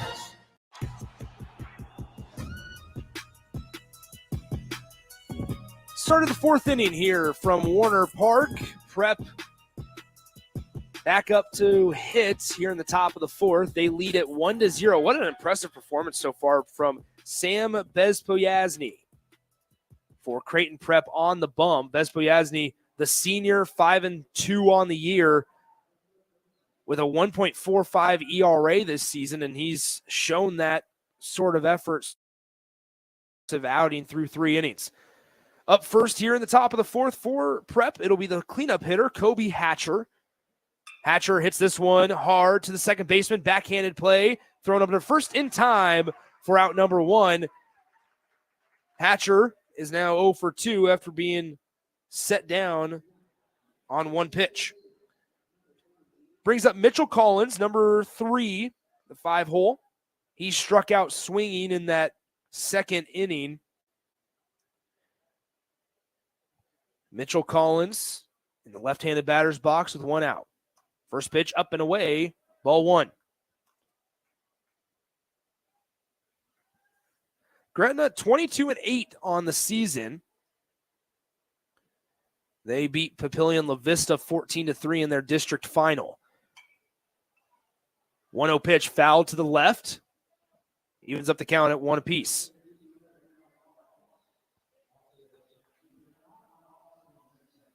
As always, you're more than welcome to text into our Starter Heyman text line, 402-464-5685. Let me know where you're listening from. 1-1 pitch, fouled back, 1-2. Shout you out throughout not only today, but we'll have high school baseball all week next week for the most part. Thursday we will not, as that'll be the day before state finals. So they'll give each team in each class a day off. 1-2 pitch, swung at and missed by Mitchell Collins, and he goes down swinging for the second time on 4 pitches rather. And Skylar Graham, the pitcher for Gretna, doing a good job here in inning number 4. 2 up and 2 down. Brings up the right-handed hitter. 0-0 pitch high as Grant Wagner steps in, the DH. He doubled back in the second inning, and he's the lone runner to score here in this one. Takes ball high, 1-0. 1-0 delivery from Graham, and that catches the outside corner, 1-1.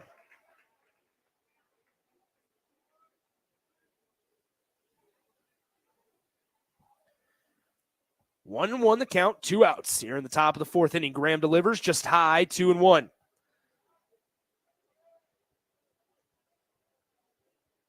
This is my first time that I've been able to go to a state baseball game here at Warner. Went to them all the time in Lincoln when they were there a couple years back, as the 2-1 delivery is swung on and missed from Skylar Graham.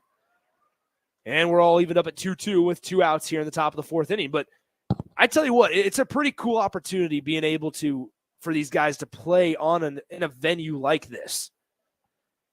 2-2 pitch, high once again, 3-2, we're all full. And I will say, although it be a bigger ballpark, it's been a really good crowd. And there's empty seats, of course, here on quarterfinal day, but a really good turnout so far through 2 games. 3-2 pitch, fouled back. We'll do it again. Full count.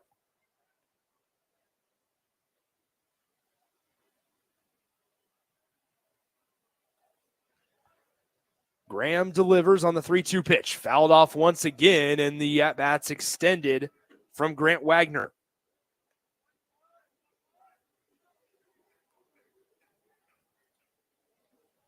This will be the 8th pitch of the at-bat coming up, as Wagner's been able to foul 2 of them off. 3-2, the pitch from Graham. It's going to be strike 3 looking on a slider on the outside corner. Wagner did not like the call. But once again, it's been consistent so far from that home plate umpire. And so after 3.5 innings of play, a nice outing for Skylar Graham continues, and he has only allowed 1 run through 4 innings thrown. After 3.5 innings, your score, Creighton Prep 1, Gretna 0. We'll be right back in 30 seconds on 93.7 The Ticket. This is Lincoln's home for sports talk on the FM dial. Also online at theticketfm.com. On the internet. KNTK FM Firth, 93.7 The Ticket. Where will your path take you, traveler? To seek fortune in a new career? Or on a journey to distant lands for a well-deserved vacation? Wherever you go, one distraction could spell disaster. You can change your fate, adventurer. Don't drive distracted. Paid for by the NDOT Highway Safety Office.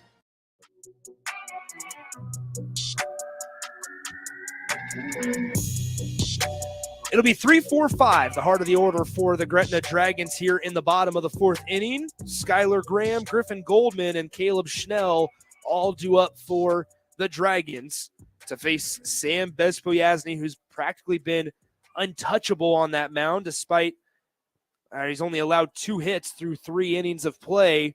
One of those was a leadoff double to start the game. The other was just a base hit up the middle.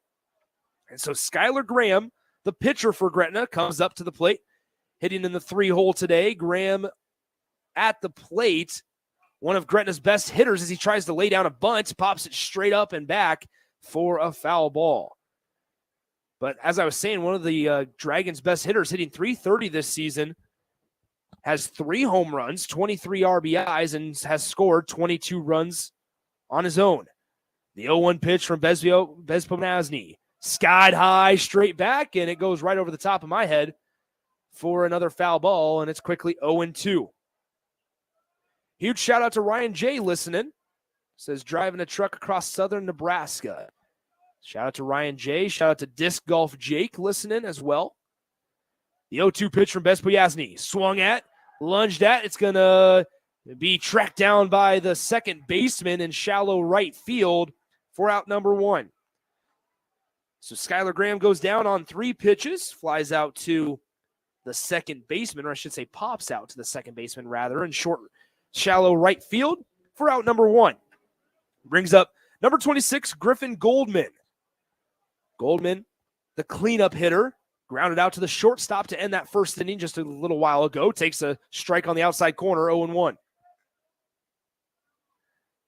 Thanks to Thomas and Lincoln listening around Highway 2.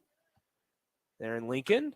Pitch going to be lined into left field for a base knock. Griffin Goldman will trot towards first base, and he'll have himself a base knock here with 1 out in the bottom of the 4th inning.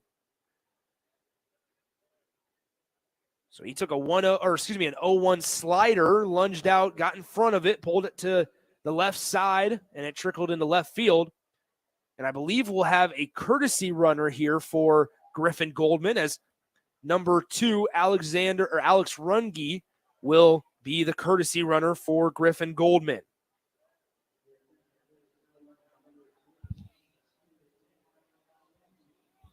So Alexander Runge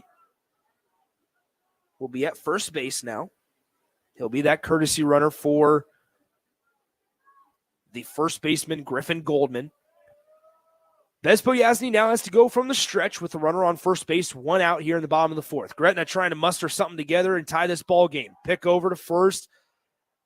Runge back in time. He's safe. Third base coach Jake Wolf for the Gretna Dragons looked over towards Runge and said, extend your lead a little bit. You were back way too easily there. And Schnell comes up to the plate. He struck out in the 2nd inning. He takes a first pitch fastball on the inside corner for a strike. So Bezpomazny, before he comes set, looks over at Runge twice. The pitch, this one hit deep to left center field. Left fielder trying to track it down, does so, and now Runge didn't tag at first base, and he will be doubled up. So Alex Runge did not know that there was less than 2 outs. He didn't tag up. He was already halfway to third base on that hit. And so Prep was able to easily throw that one in and double up Runge at first base. So after Griffin Goldman's single, Alex Runge came in to courtesy run, and on the fly ball, he gets doubled up at first base to end the 4th inning. It's 1-0 after 4. We'll be back in the top of the 5th inning, due up for Creighton Prep in the 5th. It'll be Michael Burt, Michael Wheelock, and Michael Chase, the 7, 8, and 9 hitters for the Junior Jays. We'll be right back on 93.7 The Ticket. Hey guys, Nick Sainert here for DBAT Lincoln. Summer is quickly approaching, and there's no better way to spend your days than at DBAT Lincoln summer camps for players 13 years and younger. Give your baseball or softball player the chance to improve their hitting, fielding, and base running skills from the best instructors in Lincoln. Sign up now because spots are limited, and if you mention you heard this ad on 93.7 The Ticket, you will receive 20% off your entire enrollment. For more information or to sign up, call DBAT Lincoln at 402-882-3228 or visit their location 2 blocks south of Lincoln Southwest High School. DBAT Lincoln, developing beliefs, attitudes, and traditions on and off the field. Hi everyone, Kendall Warnock, A1 Automotive in downtown Lincoln. Spring is here. Summer is fast approaching. With weddings, vacations, and weekend getaways on your mind, do not let car issues prevent you from getting where you need to be. Car problems shouldn't be something that you put up with. Let us get you back on the road in comfort and safety. We diagnose all makes and models from Porsches to Hondas, Toyotas, and Chevrolets. We fix a variety of issues with all of them with our talented techs and our experienced staff. A1 Automotive at 11th and L, downtown Lincoln, always honest answers.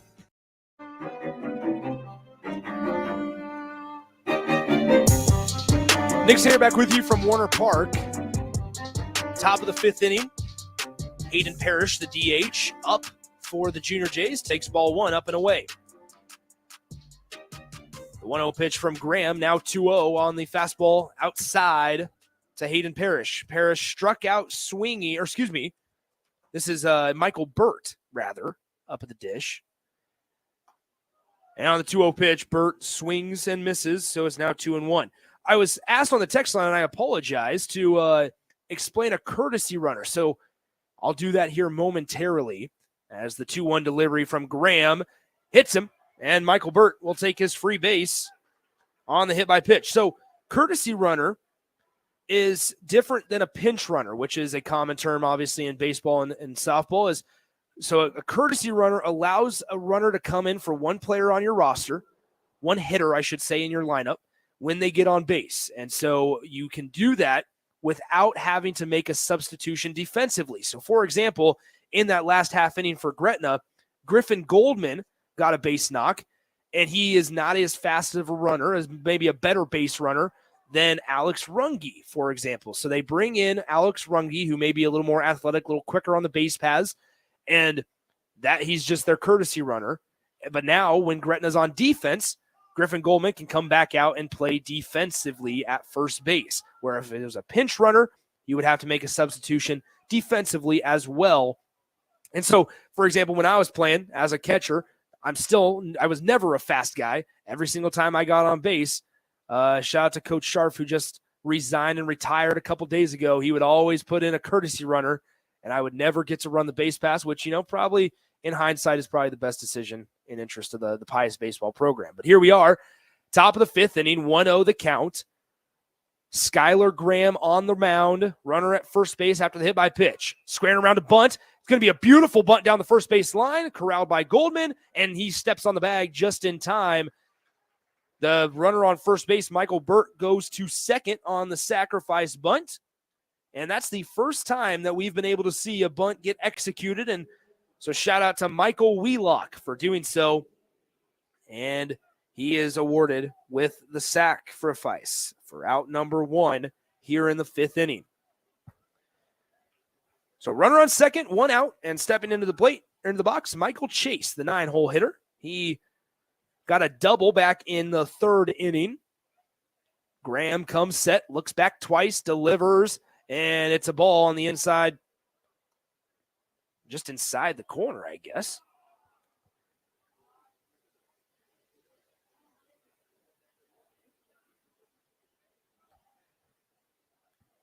So 1-0 as the sun's starting to peek out here at Warner. Graham looks back towards second base. Delivers. Swing and a miss from Michael Chase. It's now evened up at 1 apiece. Michael Chase, the 9-hole, as I mentioned, hit a double back in the third inning, hitting .227 on the season coming into this game. Standing in the right-handed batter's box, to righty-righty matchup. Graham comes set. Taking his time, now delivers. Fastball on the outside corner, strike two. In the on-deck circle is Henry Bartholomew. He's 1 for 2 today. Had a double to begin the game and then struck out looking for the first out in the third inning as well. 1-2 the count, 1 out, runner on second base for Creighton Prep, and they have a 1-0 lead. Over the 4 seed, the higher seed, the Gretna Dragons. Graham delivers, swing and a miss. And that's good for out number 2 on the strikeout swinging by Michael Chase.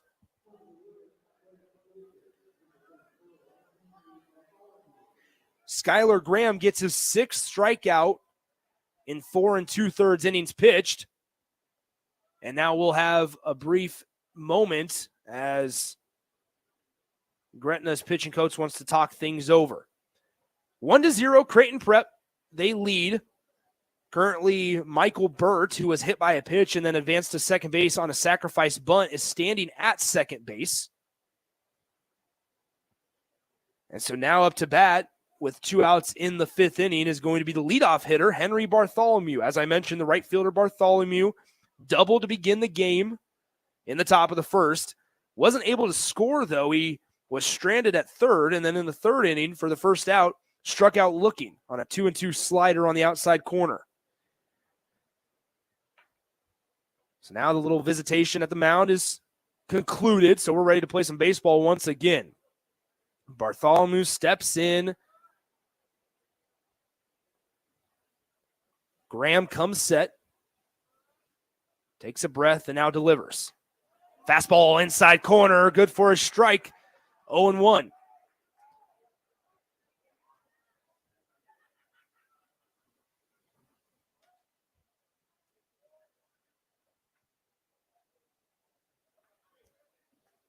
So 0-1. Graham's had good control of his slider for the most part, except for one pitch that was taken into the left center gap. And this one, a fastball up and away for ball one. 1-1 the count, 2 outs. Winner of this game faces Millard West on Monday at 4 p.m. The loser has a date set up with Grand Island on Monday at 10 a.m. So Graham on the 1-1 pitch. Looks back towards Burt at second base, delivers. Ball in the dirt, blocks, skips away from the catcher, and Burt will be able to get third base here with 2 outs in the 5th inning.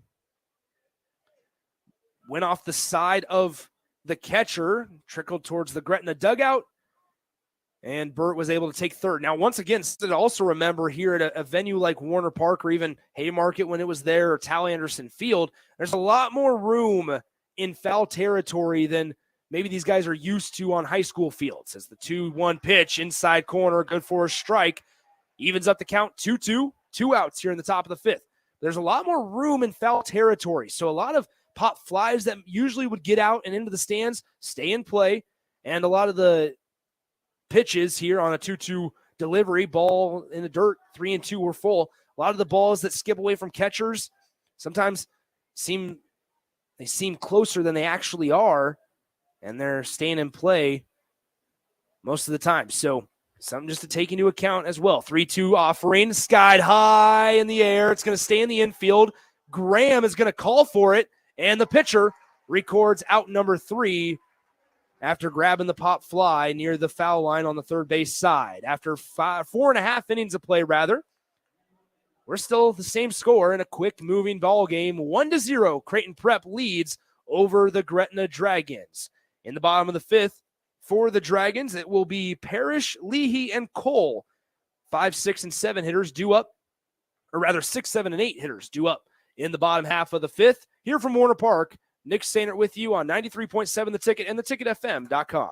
Are you looking for a fresh office space or a new place to call home? Independence Built is who to call for all your new residential or commercial builds and remodels. Independence Built is in the process of building a brand new single-family or townhome development in Lincoln, while also in the process of a new walkout townhome development in Bennett. Don't wait. New lots and homes are available now through Independence Built. Give Ken and Dreeling a call today at 402-430-4954. That's 402-430-4954.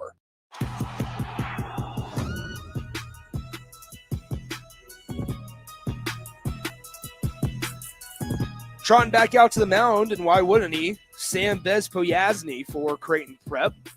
He's had 4 shutout innings.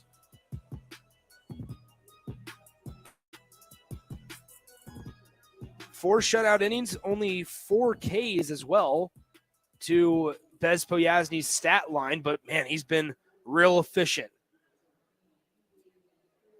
Has only allowed 3 hits through 4 innings as well. First up, here in the bottom of the 5th inning, Hayden Parrish, the DH. Fastball low, ball 1. Parrish struck out swinging back in the 2nd inning.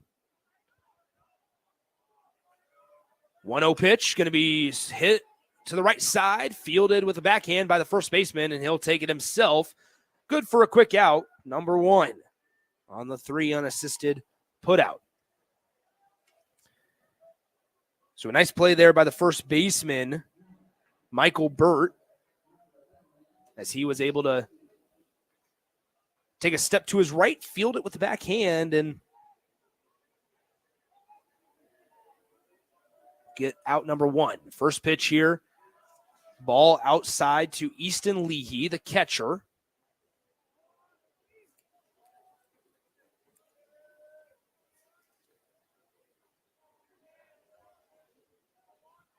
One-0 pitch.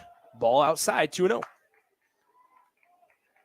So Leahy, remember, he took a 2-0 pitch, a fastball right down the heart of the plate, and back in the second inning, lined out to the center fielder.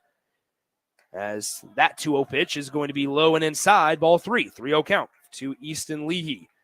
But it was one of those at-bats where, and this is, something about baseball, you can put a good swing on have a good approach, put a good swing on it as he takes strike one on the inside corner and still get out, still have to trot back to the dugout, and that's what happened then. And back in the second inning, 3-1 pitch. It's going to float out to right field.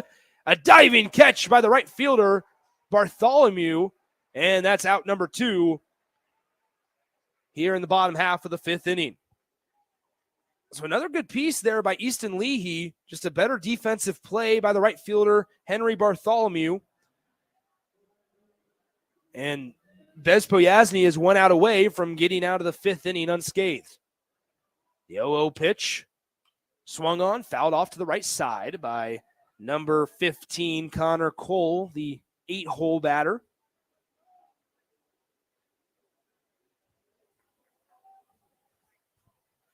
Bez Poyasny ready to go to work once again on the 0-1 pitch. The delivery inside, taken to the left side of the field. It'll be foul, though, a line drive. Bez Poyasny, and this is one thing, he's really established the inside part of the zone, and that makes his slider that much more effective if he's able to locate not only the slider on the outside part of the plate or even get him to swing and lunge a little bit, but also if he can establish the inside corner. Fastball inside, almost hit him. Ball 1.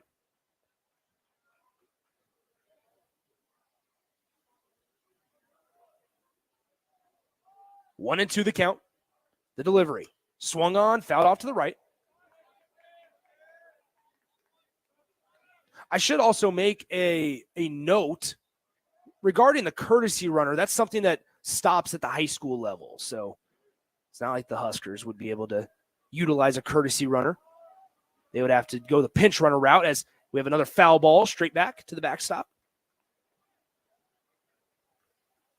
So that's something that stops at the high school level. And if Nebraska were to utilize a pinch runner, they'd have to make a defensive substitution then. And you can have that base runner that you sub in stay in the field defensively if you'd like. But a lot of times they're in there for base running purposes. The 1-2 pitch inside, just low. Ball 2. 2-2 the count. 2 outs here. Bottom of the 5th inning. 1-0 Creighton Prep. The 5 seed is on top of the 4 seed, the Gretna Dragons. Bez Poyasny, the delivery, and it's going to be grounded to the shortstop. Double pumps, throws across the diamond. Good for out number 3 in the 5th inning. So after 5 innings of play, we got a high-quality baseball game on our hands, and some would say this is boring. There's not a lot of home runs or a lot of runs, but if you are a baseball fanatic, you know that just as impressive as home runs and gapping doubles, it's a nice little pitching duel we got here between Skylar Graham and Sam Bez Poyasny. We'll go ahead and step aside for 30 seconds. We'll have the top half of the 6th inning coming up with Prep at the plate coming up next on 93.7 The Ticket. Hi everyone, Kendall Warnock, A1 Automotive in downtown Lincoln. Spring is here, summer is fast approaching. With weddings, vacations, and weekend getaways on your mind, do not let car issues prevent you from getting where you need to be. Car problems shouldn't be something that you put up with. Let us get you back on the road in comfort and safety. We diagnose all makes and models from Porsches to Hondas, Toyotas, and Chevrolets. We fix a variety of issues with all of them with our talented techs and our experienced staff. A1 Automotive at 11th and L, downtown Lincoln, always honest answers.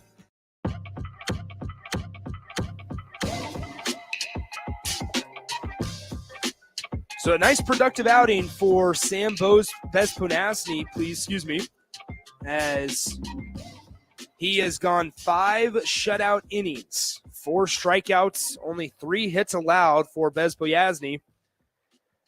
And I'm sure if you're Creighton Prep, you're hoping to see him continue. And if Pat Mooney does what I would expect him to do, is send Bezboyazny right back out there in the bottom half of the sixth inning. But first, we got to deal with the top half of the sixth inning, where Creighton Prep will now send 2, 3, and 4 hitters, Grant Summers, Sam Patton, and Kobe Hatcher to the plate. And Summers steps in, and we're ready to go as Skylar Graham delivers home on the 0-0 pitch, and it's inside, ball 1. And here's another thing is Sam Bezboyazny has had a great day, but so has Skylar Graham. At some point, if you're Gretna, you got to get the bats cooking a little bit as Graham delivers, strike on the outside corner, 1-1.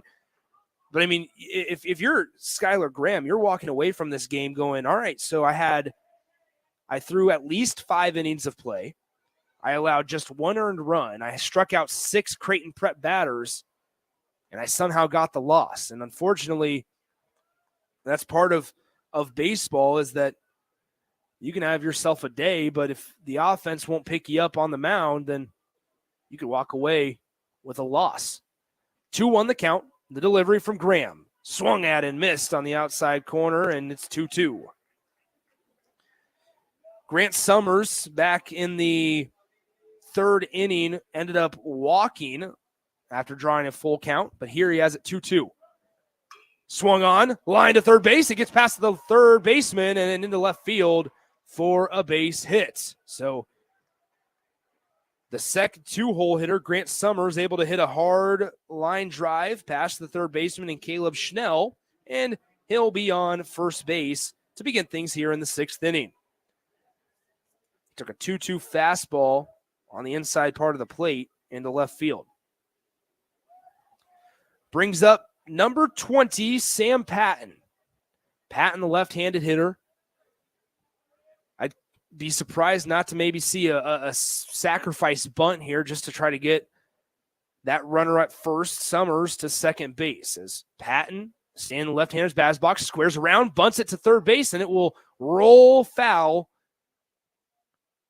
He wasn't too receptive on that. Sometimes you want to have that bat act as like a pillow when you bunt so that it doesn't come so hard off the bat to where the third baseman was able to make a play at second. That bunt, I think if Caleb Schnell fields it cleanly, he's going to second for that one because it was hit, or it came off the bat so hard. Nonetheless, it's a foul ball on the bunt attempt. 0-1 the count. Summers at first base. Patton in the box. Patton will not square around. He'll instead hit this one to left field. Settling under it and completing the catch is the left fielder, Mitchell Sheaf. Good for out number 1, and Summers will retreat to first base. So that's out number 1 here in the top half of the 6th inning. Brings up the cleanup hitter, Kobe Hatcher. He's 0 for 2, flew out to center field in the 1st inning and then grounded out to second base back in the 4th. Runner on first base, 1 out here in the top of the 6th. Graham delivers. Strike 1 on a slider on the outside corner to Kobe Hatcher.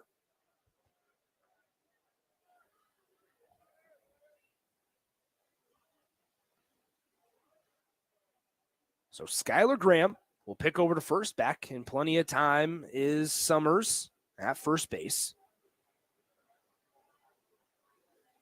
And that's one thing with Graham, he's done really well, is limiting the damage. Obviously done so pretty well as a foul ball goes down the left field line, but obviously only allowing 1 run. But in addition to that, you have given up a couple hits, but he hasn't walked a guy.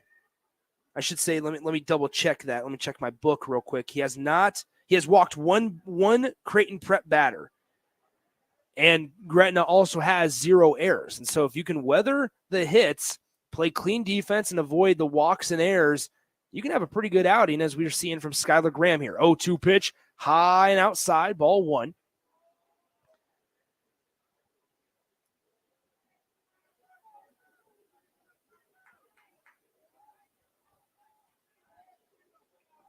One, 2 the count, 1 out here in the top half of the 6th. Minimal lead at first base for Summers. The delivery swung at and missed. And Hatcher goes down swinging for the second out of the 6th inning. So here we are once again. Skylar Graham, as he's getting ready to face Mitchell Collins. Collins has struck out both times, struck out swinging in the 2nd and struck out swinging in the 4th inning. He steps into the left-hander's batter's box, and we're ready to go. First pitch of the at-bat is going to be hit up the middle, laced up the middle. It's going to be down for a base hit. And Summers will advance to 2nd on the single from Mitchell Collins. So good approach there by Collins to step up, get ready to hit, and lace one up the middle. And so with 2 outs and runners on 1st and 2nd, Grant Wagner, the designated hitter, will come up to the plate. He is 1 for 2. Struck out looking back in the 4th. Had a double, and he eventually scored in the 2nd. 0-0 the count. Wagner at the plate. The delivery. Swung back and fouled back behind home plate. 0-1.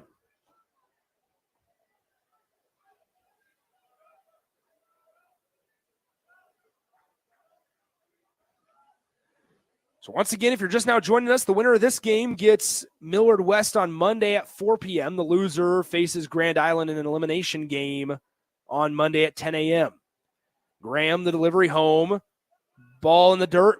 Trickles through the legs of the catcher, and both runners will advance on the wild pitch. 1-1 the count. Now runners will be at 2nd and 3rd with 2 outs. So, in a game where base runners and hits are at a premium for either side, a base hit here from Grant Wagner can really open this thing up into a 3-0 lead if both runners are able to come around and score. 1-1 the count, 2 outs, top of the 6th inning. Skylar Graham on the mound, looking, and now he'll step off after time was called at the plate by Grant Wagner.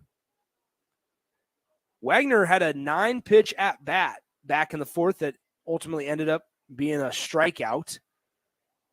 On the 1-1 count, swung. That's going to be hit into the right center gap, and that's going to score both runners. Creighton Prep will take a 3-0 lead, and it'll be a double for Grant Wagner. His 2nd double of the day provides Creighton Prep with a little bit of cushion with a 3-0 lead.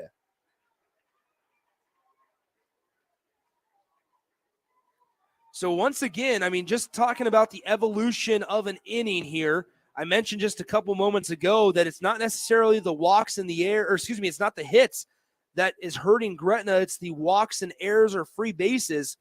And we saw it come to fruition there. If runners are at 1st and 2nd and there's no wild pitch, then only 1 run scores there. But instead, with the wild pitch, both runners were able to advance to 2nd and 3rd, and both of them scored with ease on that double into the right center gap by Grant Wagner. So he gets a 2 RBI double to his name, and he stands at 2nd base with 2 outs. 0-1 the count, ball in the dirt, blocked that time by Leahy, and it's 1-1.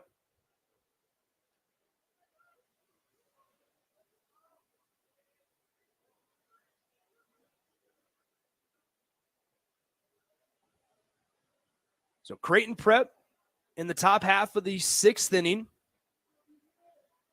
facing Gretna. Skylar Graham still on the mound. 1-1 the count. The delivery, just a little outside. 2-1 to the Prep hitter.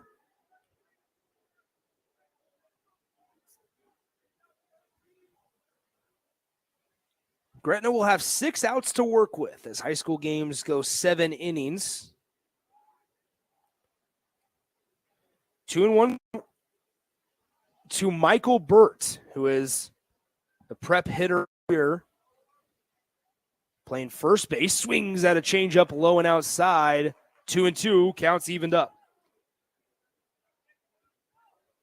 Be a big 3rd out to get for Skylar Graham. And honestly, if you are head coach for Gretna, Jake Wolf, if you're able to get 6 innings out of your starter and still be within striking distance, which at 3 runs is striking distance for Gretna, then you're pretty happy about it. The 2-2 pitch from Graham, swung at and missed, and that will signal the end of the top half of the 6th inning. After 5.5 innings, Creighton Prep scores 2 runs on 2 hits, and on 3 hits rather. 1 player left on base. At the end of the top of the 6th inning, Creighton Prep leads Gretna 3-0. And in the bottom half, Gretna will send the 9, 1, and 2 hitters, Sheaf, Smolinski, and Hermsen to the plate to try to cut into this Prep lead. We'll be right back in 30 seconds. You're listening to 93.7 The Ticket. Hey guys, Nick Sainert here for DBAT Lincoln. Summer is quickly approaching and there's no better way to spend your days than at DBAT Lincoln summer camps for players 13 years and younger. Give your baseball or softball player the chance to improve their hitting, fielding, and base running skills from the best instructors in Lincoln. Sign up now because spots are limited. And if you mention you heard this ad on 93.7 The Ticket, you will receive 20% off your entire enrollment. For more information or to sign up, call DBAT Lincoln at 402-882-3228 or visit their location 2 blocks south of Lincoln Southwest High School. DBAT Lincoln, developing beliefs, attitudes, and traditions on and off the field.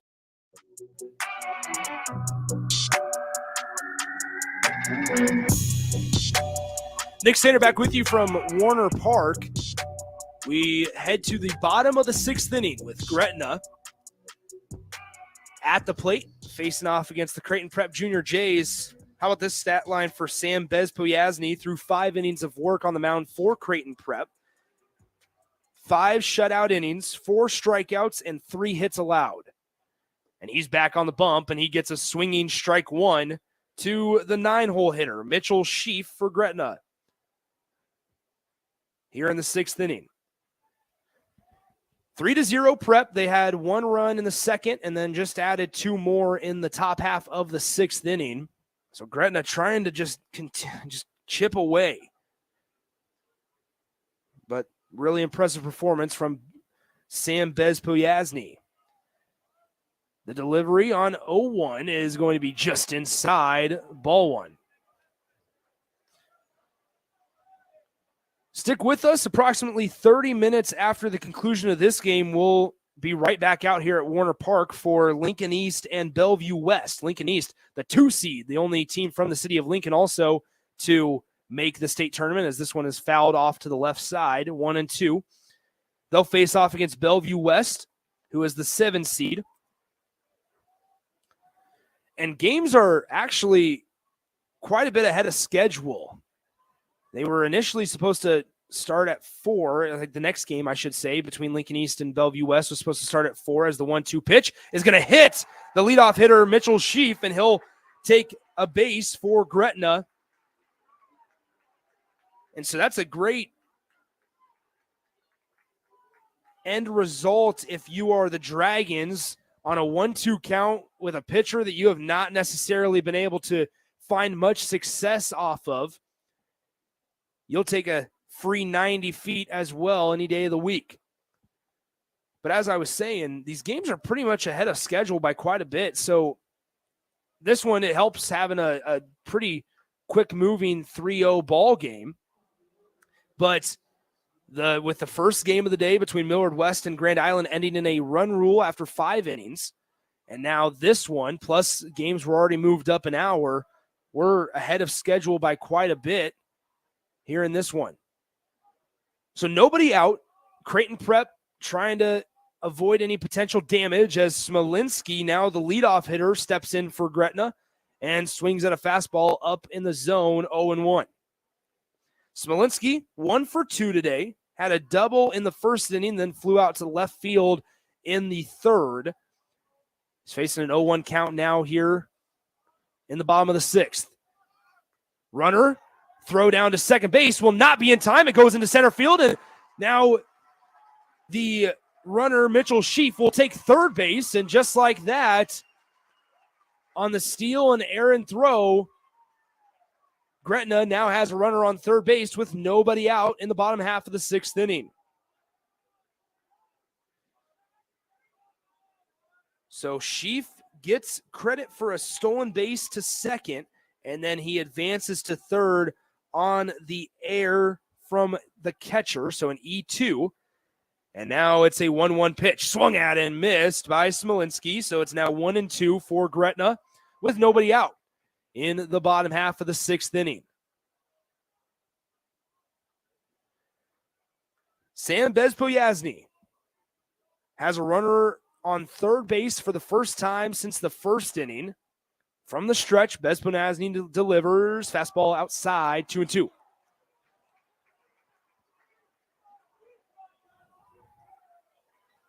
A little bit of energy from the Gretna side here in the bottom half of the 6th inning, and understandably so. They haven't been able to get a guy past first base since the 1st inning. The delivery swung on late, fouled off to the left side, and Smolinski stays alive for Gretna. 2-2. We'll do it again.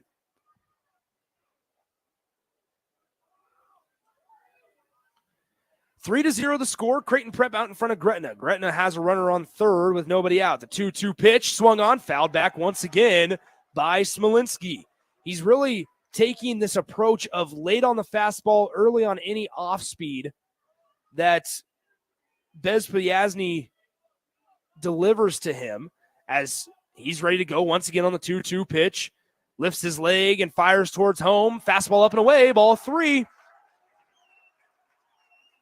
This will be the 8th pitch of the at-bat for Smolinski. And it's all full at 3 balls and 2 strikes. Bezpoyazny comes set. The pitch on the 3-2 count. Swung on. And that's going to slice foul down the left side. And the at-bat's extended once again by Ty Smolinski. Sheaf is standing on third base for Gretna. 3-2 the count. Bezpoyazny comes set, delivers, and that's a ball 4. It gets past the catcher, and Sheaf will score. Gretna has their first run of the game on a wild pitch, and ball 4 as Smolinski goes to first base. And the Dragons cut into the 3-run lead, and it's now a 3-1 ball game. Prep with the 2-run lead. If I'm not mistaken, now he did hit Sheaf, but that is the first base on balls that Bezpoyazny has given up. And it comes in the bottom of the 6th inning to the leadoff hitter, Ty Smolinski. And so how about this? And this comes just after I was saying about the walks and the errors. So this is how Mitchell Sheaf got to score. He ends up getting hit by a pitch, so he gets a free base. He then steals second base, but on the throw, there's an error. It goes into center field, so he advances to third base on an error. And how does he score? On an error. The catcher unable to corral the pitch, so doesn't go down as an error, it goes down as a wild pitch, but not being disciplined. You see the evolution of baseball here on how runs score. Now, it's one thing if Sheaf gets a double and then Smolinski hits a double, you just tip your cap to him. But when it's self-inflicted wounds, that comes back to kill you in situations like this. Pick over to first from Bezpoyazny is not in time. Safe at first base is the Gretna base runner, Ty Smolinski. Stepping in is the 2-hole, Ethan Hermsen, the second baseman. Squares the bunt, pulls back, takes ball 1 on the inside part of the batter's box, 1-0.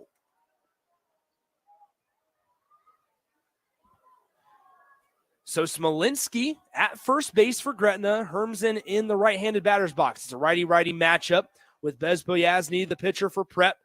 And that slider goes across the plate for strike 1. 1-1 the count. Gretna finally found their way into the scoring column here in the bottom half of the 6th inning. Hermsen ready in the batter's box. The delivery just inside, ball 2. And quite a bit more energy from that third base dugout for Gretna here in the bottom half of the 6th. Still nobody out. 2-1 the count for Ethan Hermsen as Smolinski gets his lead off first. The 2-1 pitch swung on and fouled off to the dugout on the third base side. We're all evened up at two balls and 2 strikes.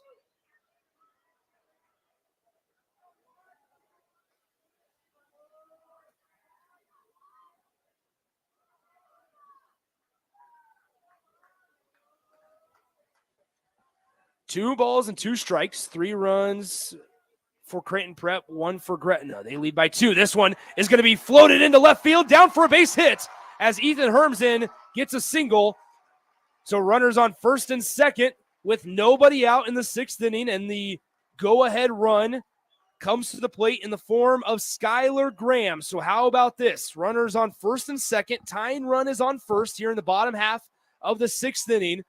The go-ahead run is at the box. And guess who it is? The pitcher for Gretna, Skylar Graham.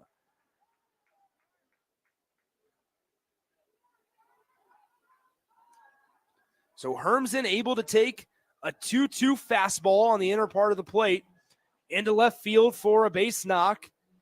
So Smolinski will be at second, Hermsen at first now for Gretna.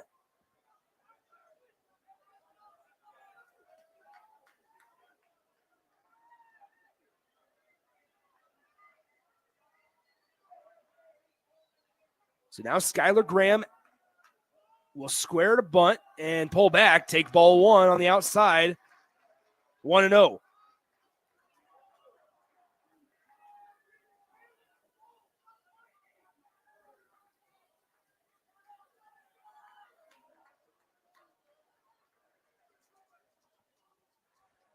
Pitch, attempts the bunt, misses, 1-1. And now the third baseman for Creighton Prep, Kobe Hatcher, is going to call time. And I believe, funny enough, I think the third baseman, what it looked like, what it appeared, is that he saw the first base coach signaling to the hitter what pitch was coming. So, I mean, that's something on the catcher there in that sense, to where if your legs aren't narrow enough to where you're kind of opening up to see where, or to call the pitch, if that makes sense. First base coach can see. 1-1 the count, and the pickoff towards second, not in time, and we'll reset.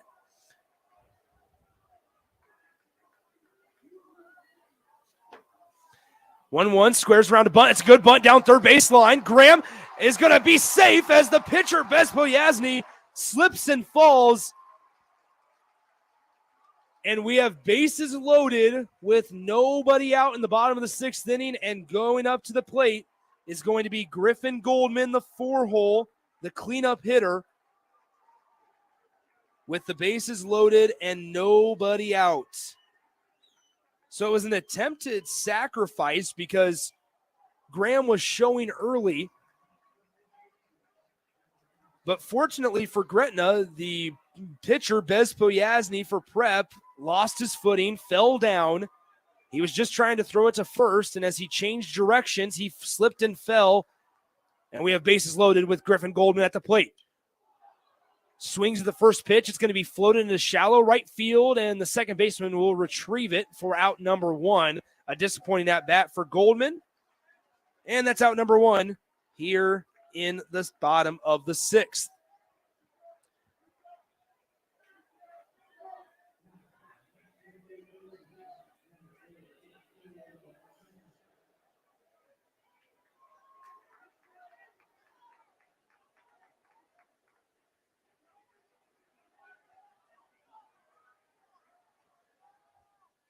So now Caleb Schnell up to the plate for Gretna. He takes ball 1, low and outside. And we'll have a conversation once again on the mound between the catcher and pitcher, quickly broken up. 1-0 the count to Schnell, the third baseman.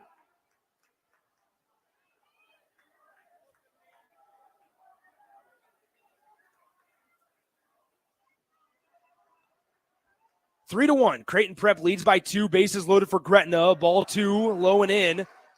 It's now 2-0 to Caleb Schnell. This is the first inning here as Bezpoyazny has had a really good outing through the first 5 innings. Had only allowed 3 hits, had 4 strikeouts, no free bases, no walks until this inning. 2-0 pitch in the zone for a strike, 2-1. But now here we've had it to where there's been a hit by pitch, a couple wild pitches, a walk, and then a single, loaded the bases. And now here we are with bases loaded and Schnell with a 2-1 count at the plate. Ground ball. They're going to go home with it, get the force at home. The throw to first base, not in time. So the run does not count as it goes 5-2 on the putout. So the third baseman threw home for out number 2 on the fielder's choice. And so the score stays at 3-1, Prep with a 2-run lead.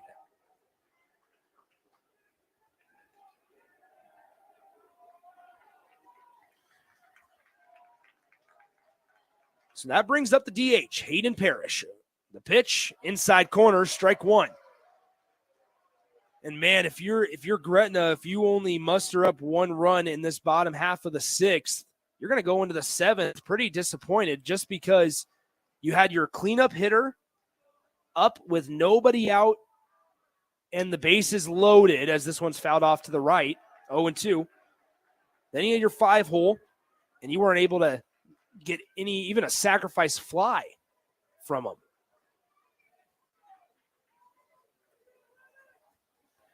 Sun is starting to poke out here at Warner Park. We got some text on the text line that it's starting to come out in Lincoln as well, which is good news. If we can avoid any rain delays, that'd be much appreciated. 0-2 pitch. Swung on, grounded to first base, fielded cleanly, and that will do it for the 6th inning. Gretna is only able to muster up 1 run in the bottom half of the 6th. And Bez Poyasny gets out of the jam for Creighton Prep, only allowing 1 tally on the scoreboard. At the end of 6 innings of play, it's 3-1 Creighton Prep. We have a pitching change. We'll tell you about it coming up next, right here on 93.7 The Ticket. Whether you're looking for a new place to call home or trying to sell your current home, you want to make it as easy as possible. So why not use a realtor that works harder so you don't have to? The Carpe Diem team at Nebraska Realty is your go-to realty team for all your residential and commercial needs. They pride themselves on working hard and making your life as easy as possible while educating you every step of the way. Contact the Carpe Diem team to seize your moment, whether it be buying, selling, building, investing, or even commercial real estate. Give them a call today at 402-429-8121. Hey guys, Nick Sainert here for DBAT Lincoln. Summer is quickly approaching and there's no better way to spend your days than at DBAT Lincoln summer camps for players 13 years and younger. Give your baseball or softball player the chance to improve their hitting, fielding, and base running skills from the best instructors in Lincoln. Sign up now because spots are limited. And if you mention you heard this ad on 93.7 The Ticket, you will receive 20% off your entire enrollment. For more information or to sign up, call DBAT Lincoln at 402-882-3228 or visit their location 2 blocks south of Lincoln Southwest High School. DBAT Lincoln, developing beliefs, attitudes, and traditions on and off the field.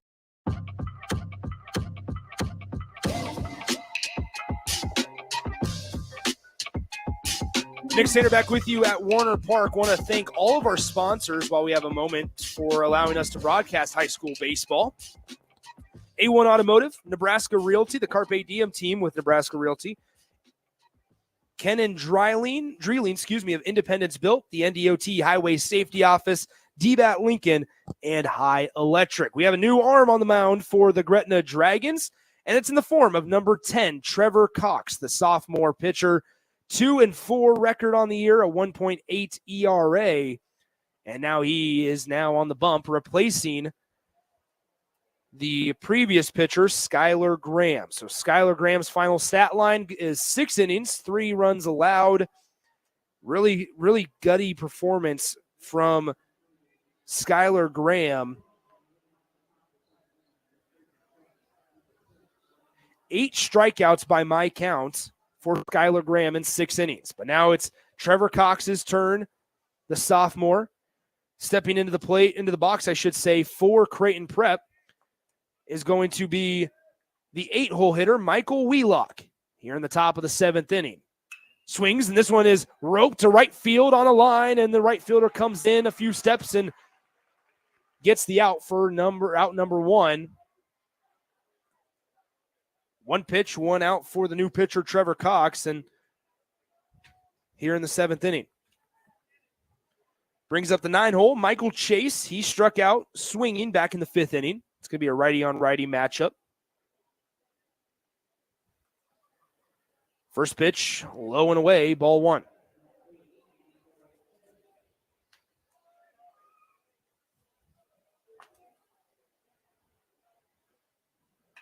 Second pitch of the at-bat on the 1-0 count. It's going to be skied high. Shortstop will take charge and catch the high fly ball for out number 2. So a nice start here for Trevor Cox in the 7th. 3 pitches, 2 outs.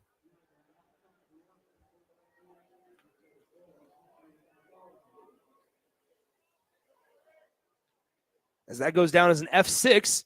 And as I look up from my scorebook, it's already first pitch of the AB to the leadoff hitter, Henry Bartholomew, and he takes ball 1 low and away. So 1-0, 2 outs here in the top of the 7th. 1-0 pitch, fouled off to the right side. That will get into the stands. Bartholomew, 1 for 3 on the day. Had a leadoff double in the top of the first inning for Creighton Prep. Struck out looking in the 3rd and flew out to the pitcher in the 5th inning. So now Bartholomew, 1-1 pitch rather, a little too far outside for ball 2.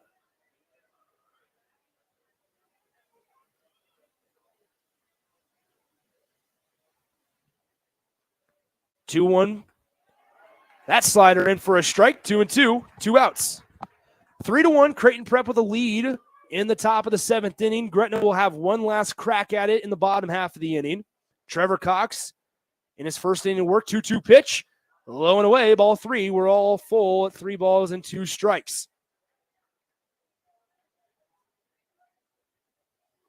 Up in the bottom half of the 7th inning for Gretna, it'll be 6, 7, and 8 in their lineup. 3-2 pitch. High, ball 4, and Bartholomew will take first base. So now a runner on first for Prep with 2 outs in the top half of the 7th inning. Stepping up to the plate, number 17, the shortstop, Grant Summers. Summers came around to score in that 6th inning and was part of that 2-run 6th inning for Creighton Prep. He got a single. So now Bartholomew's at first base. Summers steps into the right-handed batter's box. The pitch, low and away, ball 1. Summers, 1 for 2 on the day. Had a fly out to the right fielder in the 1st inning. Walked in the 3rd, and as I just mentioned, singled in the 6th. So Trevor Cox comes set from the stretch. The pitch, runner goes, strike called, throw down to second, not in time as Bartholomew steals second base. But it is a called strike. That makes the count 1 of the 7th inning. 3-1. The 5 seed, Creighton Prep, ahead of the 4 seed, Gretna. The winner of this one faces Millard West on Monday at 4 p.m. The loser goes and faces Grand Island here at Warner on Monday at 10 a.m. That will be our first game of the day on Monday. The pitch from Cox is outside, 2-1. 2 balls, 1 strike, 2 outs. Top of the 7th, rather. Creighton Prep, the visitor, since they are the lower seed, the 4 seed versus the 5 seed. Cox delivers on the 2-1 pitch, low and outside, ball 3. So, man, what a tale of a couple, just a different sides here from Trevor Cox, because it took him 3 pitches to get the first 2 outs of this inning, and now it's taken him 9 pitches since then. This one fouled off on 3-1, and that will fill it up. 3 balls, 2 strikes, 2 outs.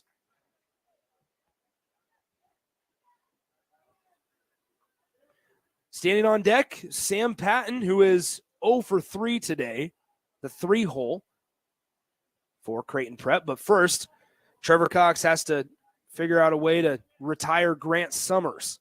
The delivery, full count. Hits the outside corner, strike 3, as Grant Summers goes down looking to end the top of the 7th. So after 6.5 innings of play, Gretna is down to their final 3 outs, and we go to the bottom of the 7th inning. Hayden Parrish, Easton Leahy, Connor Cole, 6, 7, 8 due up for Gretna, and guess who's trotting back out to the mound? The starting pitcher, Sam Bezpoyazny, as he tries for the complete game victory. We'll be back in 60 seconds right here on 93.7 The Ticket. Where will your path take you, traveler? To seek fortune in a new career, or on a journey to distant lands for a well-deserved vacation? Wherever you go, one distraction could spell disaster. You can change your fate, adventurer. Don't drive distracted. Paid for by the NDOT Highway Safety Office. Are you looking for a fresh office space or a new place to call home? Independence Built is who to call for all your new residential or commercial builds and remodels. Independence Built is in the process of building a brand new single-family or townhome development in Lincoln, while also in the process of a new walkout townhome development in Bennett. Don't wait. New lots and homes are available now through Independence Built. Give Ken and Dreeling a call today at 402-430-4954. That's 402-430-4954. This is Lincoln's home for sports talk on the FM dial. Also online at theticketfm.com. On the internet. KNTK FM Firth. 93.7 The Ticket.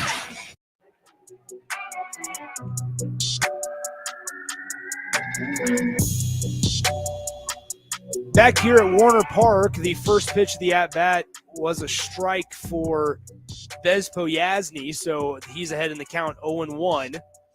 Hayden Parrish, the DH, up, base hit up the middle of the field, ball up the middle of the field. It's going to be tracked down by the shortstop, barehanded, and thrown out at first. That one looked to be hit harder than it actually was. I thought it was going to be a base hit up the middle, but it might have had a little bit of English on the baseball as it then did a little bit of a side spin towards the shortstop. He barehanded it. What a play by the shortstop, Grant Summers, and he threw it across the diamond for the first out of the inning as Parrish is retired.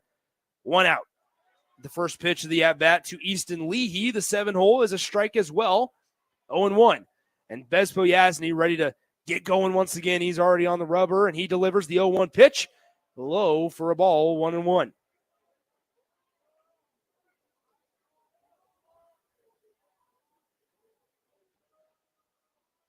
One pitch, going to be grounded foul down the third base line. 1-2. Bezpoyazny in one heck of a rhythm here. Pitching with a 2-run lead as Prep is ahead of Gretna 3-1. 1 ball, 2 strikes, 1 out here in the 7th inning. Gretna down to their final 2 outs. The pitch from Bezpoyazny outside, 2-2.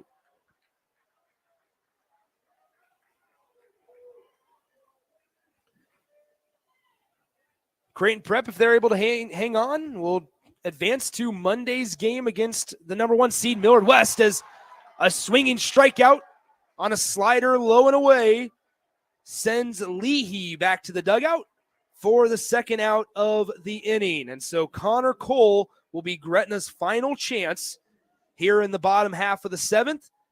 And Bezpoyazny is 1 out away from having a complete game on his stat line here in the state tournament. It's a lefty hitter versus a righty pitcher. The first pitch going to be lined foul left side. 0-1.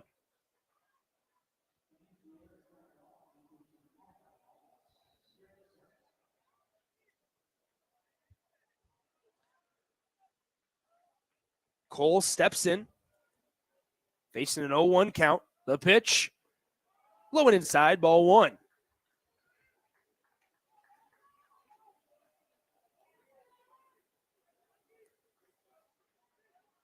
Bezpoyazny through 6 2/3 has 5 strikeouts.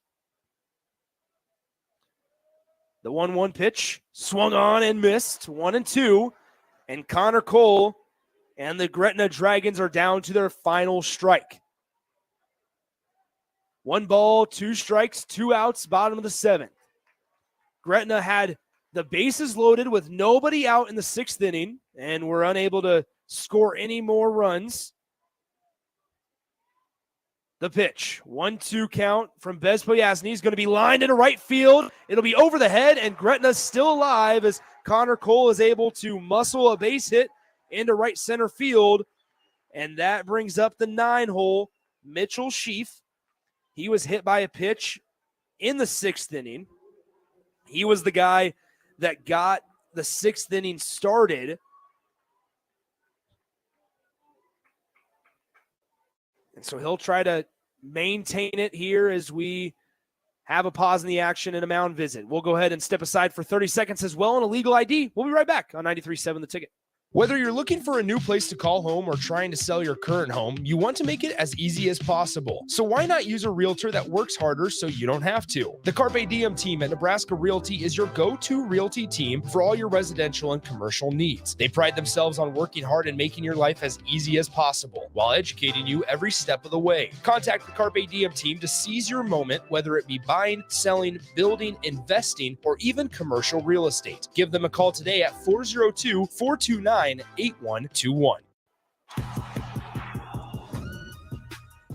You are listening to KNTK FM Firth, 93.7 The Ticket.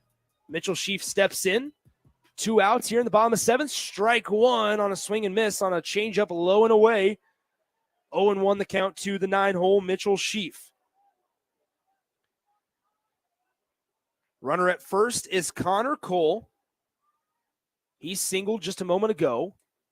Foul ball gets out, escapes the glove of the catcher, but still is a strike. 0-2. And for the second straight batter, Mitchell Sheaf and the Gretna Dragons are down to their final strike. No balls, 2 strikes, 2 outs, bottom of the 7th. Bez Poyasny is 1 strike away from a complete game and barely getting his metal bat on it, or aluminum bat rather. Aluminum bat on it is Mitchell Sheaf. He fouls it away. And we'll reset with 0-2. Cole not even being held on at first base. Bez Poyasny comes set. Takes a breath, delivers. This one hit far down the right field line, tailing towards foul, and it goes foul into the seats. If you've never been to Warner Park, the seats kind of, when you get deeper towards the home run fence or the outfield fence, they start to cave in. And so that ball was just foul, hit really well near the fence, near the warning track, and eventually trickled into the seats.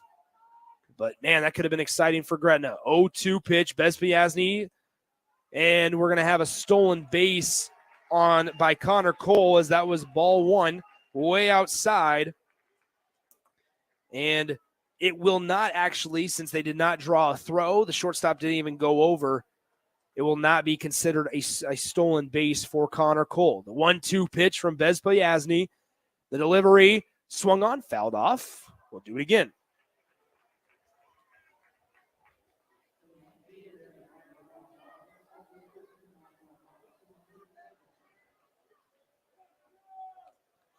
One ball, 2 strikes, 2 outs.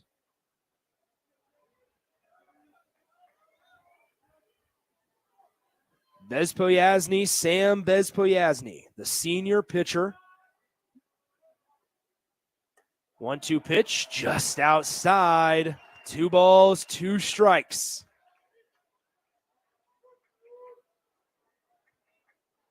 Mitchell Sheaf, the 9-hole hitter for Gretna, down to his final strike, been able to extend this at-bat as the pitcher comes set, kicks, and strike 3! The Creighton Prep Junior Jays will advance to Monday's ball game against the Millard West Wildcats, and they will play in the winner's bracket as the 5 seed upsets the 4 seed by a score of 3-1 here at Warner Park. Sam Bez Poyasny with an unbelievable performance. 7 innings, 6 strikeouts, and 4 hits allowed for Sam Bez Poyasny and Creighton Prep. Want to thank all of our sponsors once again, as we'll take a 30-minute or so breather and send it back to the studio. But thank you to our sponsors, A1 Automotive, the Carpe Diem team at Nebraska Realty, Independence Built, the NDOT Highway Safety Office, DBAT Lincoln, and High Electric for their support. Don't go anywhere. We'll send it back to the studio with Austin and the guys. And when we come back here in a while from Warner Park, and a sunny Warner Park, we will have Lincoln East going up against Bellevue West. That game will start in approximately 35 minutes or so. Once again, Nick Sainert saying so long for now. Your final score, Creighton Prep 3 and the Gretna Dragons 1 here in the Class A State Baseball Tournament on 93.7 The Ticket and theticketfm.com. Hi, everyone. Kendall Warnock, A1 Automotive in downtown Lincoln. Spring is here. Summer is fast approaching. With weddings, vacations, and weekend getaways on your mind, do not let car issues prevent you from getting where you need to be. Car problems shouldn't be something that you put up with. Let us get you back on the road in comfort and safety. We diagnose all makes and models from Porsches to Hondas, Toyotas, and Chevrolets. We fix a variety of issues with all of them with our talented techs and our experienced staff. A1 Automotive at 11th and L, downtown Lincoln, always honest answers. Are you looking for a fresh office space or a new place to call home? Independence Built is who to call for all your new residential or commercial builds and remodels. Independence Built is in the process of building a brand new single-family or townhome development in Lincoln, while also in the process of a new walkout townhome development in Bennett. Don't wait. New lots and homes are available now through Independence Built. Give Ken and Dreeling a call today at 402-430-4954. That's 402-430-4954. Whether you're looking for a new place to call home or trying to sell your current home, you want to make it as easy as possible. So why not use a realtor that works harder so you don't have to? The Carpe Diem team at Nebraska Realty is your go-to realty team for all your residential and commercial needs. They pride themselves on working hard and making your life as easy as possible while educating you every step of the way. Contact the Carpe Diem team to seize your moment, whether it be buying, selling, building, investing, or even commercial real estate. Give them a call today at 402-429-8121. Hi, everyone. Kendall Warnock, A1 Automotive in downtown Lincoln. Spring is here. Summer is fast approaching. With weddings, vacations, and weekend getaways on your mind, do not let car issues prevent you from getting where you need to be. Car problems shouldn't be something that you put up with. Let us get you back on the road in comfort and safety. We diagnose all makes and models from Porsches to Hondas, Toyotas, and Chevrolets. We fix a variety of issues with all of them with our talented techs and our experienced staff. A1 Automotive at 11th and L, downtown Lincoln, always honest answers. Are you looking for a fresh office space or a new place to call home? Independence Built is who to call for all your new residential or commercial builds and remodels. Independence Built is in the process of building a brand new single-family or townhome development in Lincoln, while also in the process of a new walkout townhome development in Bennett. Don't wait. New lots and homes are available now through Independence Built. Give Ken and Dreeling a call today at 402-430-4954. That's 402-430-4954. Whether you're looking for a new place to call home or trying to sell your current home, you want to make it as easy as possible. So why not use a realtor that works harder so you don't have to? The Carpe Diem team at Nebraska Realty is your go-to realty team for all your residential and commercial needs. They pride themselves on working hard and making